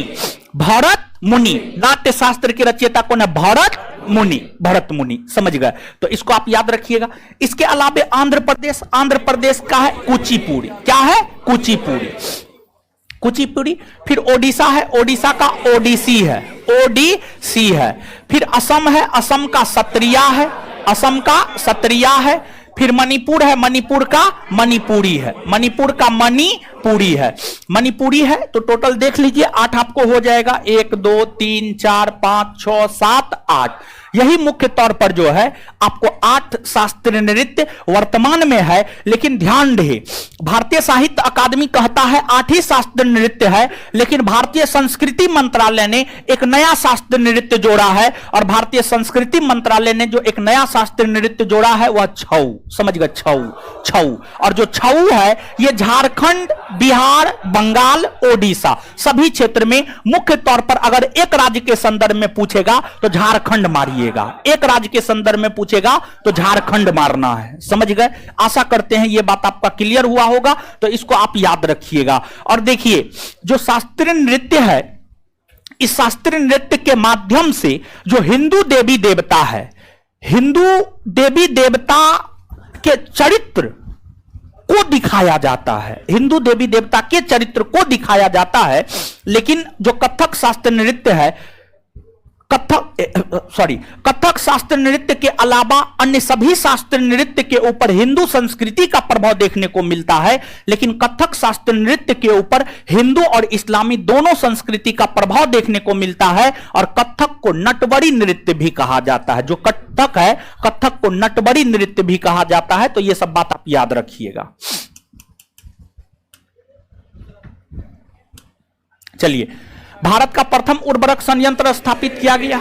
देखिए, हाय, अब बैठिए ना, आगे बताएंगे, ठीक है। ज्योग्राफी में आगे बताएंगे, ज्योग्राफी नहीं, आपके बैच में ज्योग्राफी नहीं, ज्योग्राफी पढ़ाएंगे तो वहां पर बताएंगे, ठीक है। चलिए आगे आइएगा। भारत का प्रथम उर्वरक संयंत्र स्थापित किया गया है। देखिए ध्यान दीजिएगा, आपको जो है भारत का प्रथम उर्वरक संयंत्र 1906 में तमिलनाडु के रानीपेट में स्थापित किया गया था। 1906 में तमिलनाडु के रानीपेट में स्थापित किया गया था। लेकिन ऑप्शन में देखिए, क्या कहीं भी इस प्रकार का ऑप्शन है? नहीं है, समझ गए, कहीं भी इस प्रकार का ऑप्शन नहीं है। तो अब ऑप्शन के अकॉर्डिंग जाना है। और जब आप ऑप्शन के अकॉर्डिंग जाएंगे तो स्वतंत्र भारत का प्रथम उर्वरक संयंत्र जो है 1951 ईस्वी में, स्वतंत्र भारत का प्रथम उर्वरक संयंत्र 1951 ईस्वी में झारखंड के सिंदरी में स्थापित किया गया था, झारखंड के सिंदरी में स्थापित किया गया था। तो बल्लालपुर, बेलागाला, सिंदरी, राजमुंदरी। तो ऑप्शन के अकॉर्डिंग अगर हम जाएंगे, अगर रानीपेट होता ऑप्शन में तो इसका उत्तर रानीपेट हो जाता। लेकिन रानीपेट ऑप्शन में है नहीं, तो क्वेश्चन पूरा स्पष्ट नहीं किया है। लेकिन क्वेश्चन यह कह रहा है कि जो है आपको स्वतंत्र भारत, यहां पर स्वतंत्र भारत दे देता तो और स्पष्ट हो जाता। लेकिन ऑप्शन कह रहा है कि स्वतंत्र भारत के संदर्भ में पूछा जा रहा है। तो इसका उत्तर ऑप्शन के अकॉर्डिंग क्या हो जाएगा? झारखंड का सिंदरी। हाँ, जो बता रहे हैं सुनिए, अपना दिमाग मत लगाइए, ठीक है। किसी तत्व के समस्थानिक से तात्पर्य है उस तत्व के दो परमाणु, उस तत्व के वे परमाणु जिनकी द्रव्यमान संख्या अलग अलग है, उस तत्व के परमाणु जिनकी द्रव्यमान संख्या समान हो, उस तत्व के वे परमाणु जिसकी परमाणु संख्या समान हो। हमको नहीं आता है साइंस, ठीक है। आगे, निम्नलिखित में से किस सिख गुरु ने गुरुमुखी लिपि की शुरुआत की थी? देखिए, तो आपको जो है यानी धर्म से क्वेश्चन पूछा जा रहा है, ये क्वेश्चन यही बताता है। तो जो मुख्य तौर पर धर्म है, आपको बौद्ध धर्म है, सिख धर्म है, जैन धर्म है, ईसाई धर्म है, इस्लाम धर्म है। तो ये सब धर्म से संबंधित चीजों को जो है हमें क्लियर करके रखना चाहिए। ये क्वेश्चन हमें यही बताता है, समझ गए। तो अब देखिएगा, किस सिख गुरु ने गुरुमुखी लिपि का प्रचलन किया? सिख धर्म में कुल मिलाकर के 10 गुरु हुए। 10 गुरु में गुरु नानक, गुरु अंगद, गुरु अमरदास, गुरु रामदास, गुरु अर्जुन देव, गुरु हरगोविंद, गुरु हर राय, गुरु हरकिशन, गुरु तेग बहादुर और गुरु गोविंद सिंह। यही 10 गुरु हुए। इन 10 गुरुओं में सिख धर्म के संस्थापक गुरु नानक थे। गुरु नानक का उत्तराधिकारी उसका शिष्य गुरु अंगद बना। गुरु अंगद बना, और जो गुरु अंगद है उन्हीं के विषय में यह कहा जाता है कि गुरु अंगद ने ही सिख धर्म के अंतर्गत लिखने हेतु एक विशेष प्रकार की लिपि का प्रचलन किया, जिसे गुरुमुखी लिपि कहा जाता है। तो अर्थात गुरुमुखी लिपि का प्रचलन किसने किया है? गुरु अंगद ने। गुरु अंगद ने किया है। फिर अगर हम गुरु अर्जुन देव की बात करें तो गुरु अर्जुन देव का काफी ज्यादा ऐतिहासिक महत्व है। गुरु अर्जुन देव का ऐतिहासिक महत्व इसलिए है क्योंकि जो अर्जुन देव है, अर्जुन देव ने ही अमृतसर में स्वर्ण मंदिर का निर्माण करवाया। अमृतसर में स्वर्ण मंदिर का निर्माण गुरु अर्जुन देव ने करवाया। और दूसरी बात, अर्जुन देव ने ही गुरु ग्रंथ साहिब की रचना की। गुरु ग्रंथ साहिब की रचना की। सिख धर्म के अंतर्गत ये दोनों काम गुरु अर्जुन देव ने ही किया था। गुरु नानक है, सिख धर्म की स्थापना किए थे, प्रथम गुरु थे। गुरु गोविंद सिंह है, सिख धर्म के 10वें एवं अंतिम गुरु गुरु गोविंद सिंह है। और गुरु गोविंद सिंह को अगर हम देखें तो इनके द्वारा जो है आपको कई सारे कार्यों को अंजाम दिया गया था। जैसे कि गुरु गोविंद सिंह ने जो है पाहुल प्रणाली की शुरुआत की थी, और भी कई सारी प्रकार की प्रथाओं का प्रचलन इन्होंने किया था। और साथ ही साथ जो है इन्होंने जो है आपको सिख धर्म के अनुयायी को यह कहा कि जो महिला है वह अपने नाम के अंत में कोर लगाएंगी, और जो पुरुष है वो अपने नाम के अंत में सिंह लगाएंगे। और इन्होंने 5 चीज को सिख धर्म के लोगों के लिए अनिवार्य बनाया। केश, कंघा, कृपान, कच्छा, करा। और गुरु गोविंद सिंह जो है एक बार परीक्षा लिए थे अपने शिष्यों का, और अपने शिष्यों का जो परीक्षा लिए थे उसमें 5 लोग ऐसे हुए जो जान तक देने के लिए तैयार हो गए थे, जिसे पंच प्यारे कहा जाता है। जब इतिहास पढ़िएगा तो आपको पता चलेगा। दयाराम खत्री है, इसके बाद जो है आपको छिंबा है, और भी 3-4 लोग हैं, समझ गए। 3 लोग और भी है, समझ गए। तो उस सब के विषय में आगे हम आपको बताएंगे जब पढ़ाएंगे आगे चल करके, तो आंसर ये हो जाएगा। इसके बाद आगे है, निम्न वक्तव्यों पर विचार कर सही उत्तर का चयन कीजिए। देखिए ध्यान दीजिएगा, इस क्वेश्चन को थोड़ा अच्छा से बताएंगे। हर क्वेश्चन तो अच्छा से ही बताना है, तो अभी बता पाना पॉसिबल नहीं है क्योंकि टाइम जो है आपको हो चुका है। अब जो है यहां पर हम आपको होमवर्क सब की बात करते हैं। हाँ, आपको जो है संस्थान के भीतर बिहार दरोगा का 3 बैच चल रहा है, आपका तीसरा बैच है। तीनों बैच का टेस्ट जो है शनिवार को हुआ था, और शनिवार को जो टेस्ट हुआ था उस टेस्ट का क्वेश्चन विद डिस्कशन भी जो है आपको हर चीज दिया गया था। तो कितने लोग भाग लिए थे? यहां पर तो सब लोग लगभग भाग लिए थे, जो 10-20 है, समझिए। चलिए ठीक है, बढ़िया है, भाग लीजिए। और ऐसे हम तो बोल दिए थे सबको भाग लेना है, समझ गए। तो उसमें जो डिस्कशन दिया गया है, अब सुन लीजिए, उस डिस्कशन को जो है आपको याद करके आना था। हम आपको क्लास में भी बोल दिए थे, शनिवार को भी बोल दिए थे। टेस्ट जो है उस रोज थोड़ा बहुत अनियमितता के कारण जो हमको गुस्सा आ गया, हम छोड़ दिए, ठीक है। और नियमितता के कारण हम आंसर दिलवा करके छोड़ दिए, लेकिन टेस्ट में और कुछ प्रक्रिया होता, लेकिन जो है आप लोग अनुशासनहीनता दिखाने लगे, जिस वजह से हमको टेस्ट बंद करना पड़ा, टेस्ट मतलब छोड़ देना पड़ा। तो अगर आपको टेस्ट को कंटिन्यू रखना है तो अनुशासन में रह करके जो है टेस्ट देना होगा। देखिए इतना हड़बड़ी है, हम सीधा सा बोल देते हैं। अब विद्यार्थी रूम पर जाकर क्या करेगा? यूट्यूब चलाएगा, समझिए, दोस्त से बतियाएगा, इधर उधर करेगा, लेकिन संस्थान में 15 से 20 मिनट एक्स्ट्रा नहीं दे सकता है। तो सख्त हिदायत है सबको, अगर आपके पास 2 घंटा है, 2 घंटा संस्थान में दे सकते हैं तो टेस्ट देने के लिए आइएगा, नहीं है 2 घंटा तो टेस्ट देने के लिए नहीं आइएगा, सीधा सा बात है। अगर इधर उधर करते हुए अगले टेस्ट में पाए गए तो एकदम पूरा 30 टेस्ट के लिए जो है रेस्ट्रिक्शन लगा देंगे, प्रतिबंध लगा देंगे, आपको हम टेस्ट नहीं देंगे, टेस्ट नहीं देने देंगे, ब्लैक लिस्ट में आपको हम डाल देंगे, समझ गए। ब्लैक लिस्ट में डाल देंगे, कुछ ऐसा चिन्ह दे देंगे ना कार्ड के ऊपर या किसी भी चीज के ऊपर, आपको टेस्ट देने ये नहीं देगा। तो इसलिए 2 घंटा आपके पास अगर है तो टेस्ट देने के लिए आइए, जैसे करवाते हैं वैसे कीजिए, नहीं तो छोड़ दीजिए, समझ गए। ऐसे भी नौकरी करके क्या हमको कमा करके दे दीजिएगा? हमको कमा करके नहीं दीजिएगा, हमको जो 2-4 हजार 5 हजार दिए हैं बस उतना ही, उसके बाद अगर नौकरी होगा तो हमको 1 को पैसा नहीं दीजिएगा कमा करके, समझ गए। चलिए, अब बोले थे हम आपको, ठीक है, बोले थे हम आपको याद करके आने के लिए, पता नहीं कितने लोग याद करके आए हैं, ठीक है, याद करके आए हैं सब लोग। ऑनलाइन ऑफलाइन, ज्यादातर विद्यार्थी तो ऑनलाइन ही क्लास कर रहा है, ऑनलाइन ऑफलाइन सभी लोग जवाब दीजिए, ठीक है। ऑफलाइन वाले लोग याद है तो जवाब दीजिए। अच्छा, जो लोग हैं उन्हीं से 1 बाय 1 करके पूछते हैं।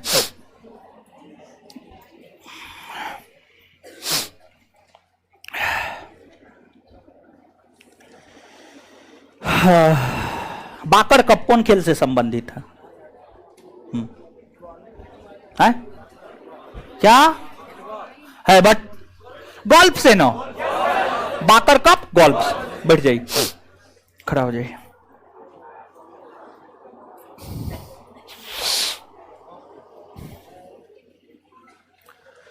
किस नियम को गैलीलियो का नियम कहते हैं?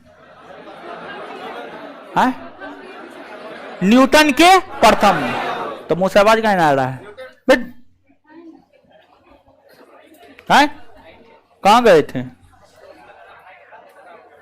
जीवन भर यही करते रह जाइएगा, कभी ममेरा भय, कभी फुफेरा भय, कभी चचेरा भय, ठीक है। खड़ा होइए, उधर आगे वाले बैठिए, पीछे वाले खड़ा होइए। हाँ,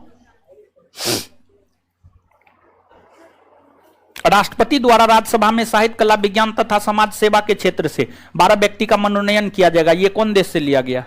बैठ जाइए। टेस्ट में आई थी, कौन कौन लड़की टेस्ट में आई थी जी? हाथ खड़ा कीजिए, तो हाथ खड़ा कीजिए। चलिए खड़ा होइए, खड़ा होइए।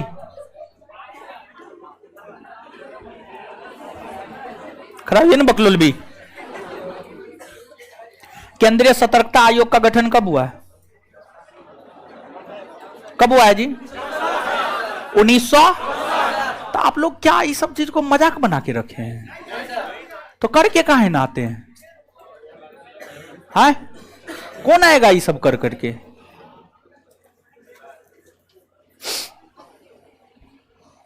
चलिए, अगला होमवर्क क्या है सुनिए। अगला होमवर्क, शनिवार को जो टेस्ट हुआ था, कब? उसका जो डिस्कशन है, क्या? उसको याद करके आना है। क्या करके आना है? पहला होमवर्क ये। दूसरा, घटना चक्र से पहला चैप्टर पाषाण युग या प्रागैतिहासिक काल, जो भी हेडिंग होगा, उसका पूरा क्वेश्चन याद करके आना है। ये 2 होमवर्क है आपका, ठीक है? समझ गए? और फिर जितना पढ़ाए हैं कॉपी में उतना याद करके आना है। अगले क्लास में सब चीज पूछेंगे, बायोलॉजी में जितना पढ़ाएंगे वो भी पूछेंगे। यही सब होमवर्क है। होमवर्क की शुरुआत हो चुकी है, आगे होमवर्क के विषय में अभी टाइम नहीं है। होमवर्क के विषय में अगले क्लास में पहले आएंगे तो होमवर्क के विषय में बात कर लेंगे, फिर आगे बढ़ जाएंगे, ठीक है? तो फिलहाल परसों तक के लिए जो है यही होमवर्क है आप लोगों का, सभी लोगों के लिए। ऑनलाइन लोग भी ईमानदारी से करेंगे होमवर्क सब जो है प्रॉपर वे में। जब ऑफलाइन क्लास शुरू हो जाएगा तब बेहतर ढंग से चलेगा, लेकिन फिलहाल यही होमवर्क है आपका। कौन चीज का रिजल्ट? सैटरडे का रिजल्ट नहीं आएगा। आप लोग अनुशासनहीनता करते हैं तो रिजल्ट कौन चीज का आएगा? चलिए, धन्यवाद सभी लोगों का। ऑनलाइन कुछ कह भी रहा है जी? हाँ, क्या?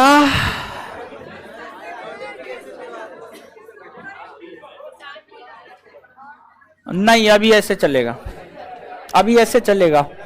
नोटिफिकेशन आने के बाद मंथ बांटेंगे, अभी ऐसे चलेगा।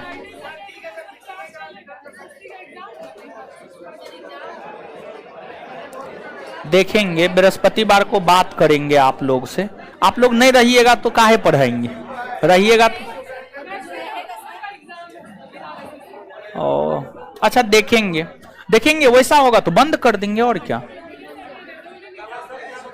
कब है एग्जाम? 23-24 शुक्रवार और शनिवार। हाँ हाँ, कोई नहीं जाएगा देने। निकलिए निकलिए निकलिए, अगला बैच है मेरा। निकलिए निकलिए, जो है बैठे हुए निकलिए।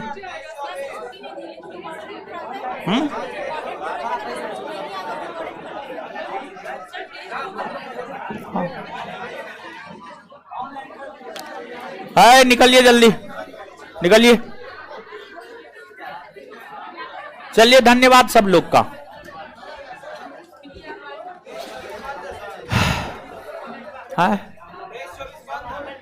है ना, अभी कहां सोचे हैं, अभी अगले क्लास में बात करेंगे आप लोग से। है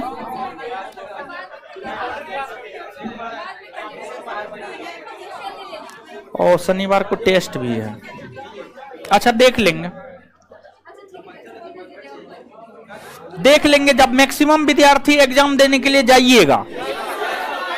अगर 50% से ज्यादा लोग एग्जाम देने के लिए जाइएगा तो क्लास बंद कर देंगे। 50% से कम जाइएगा तो क्लास बंद नहीं करेंगे। ऑनलाइन तो चलिए रहा है, सब बैच में हम पता कर लेंगे, उसके बाद देख लेंगे, हम डिसीजन दे देंगे आपको। ठीक है, ऐसे भी छुट्टी लेने में तो आप लोग को मजे आता है।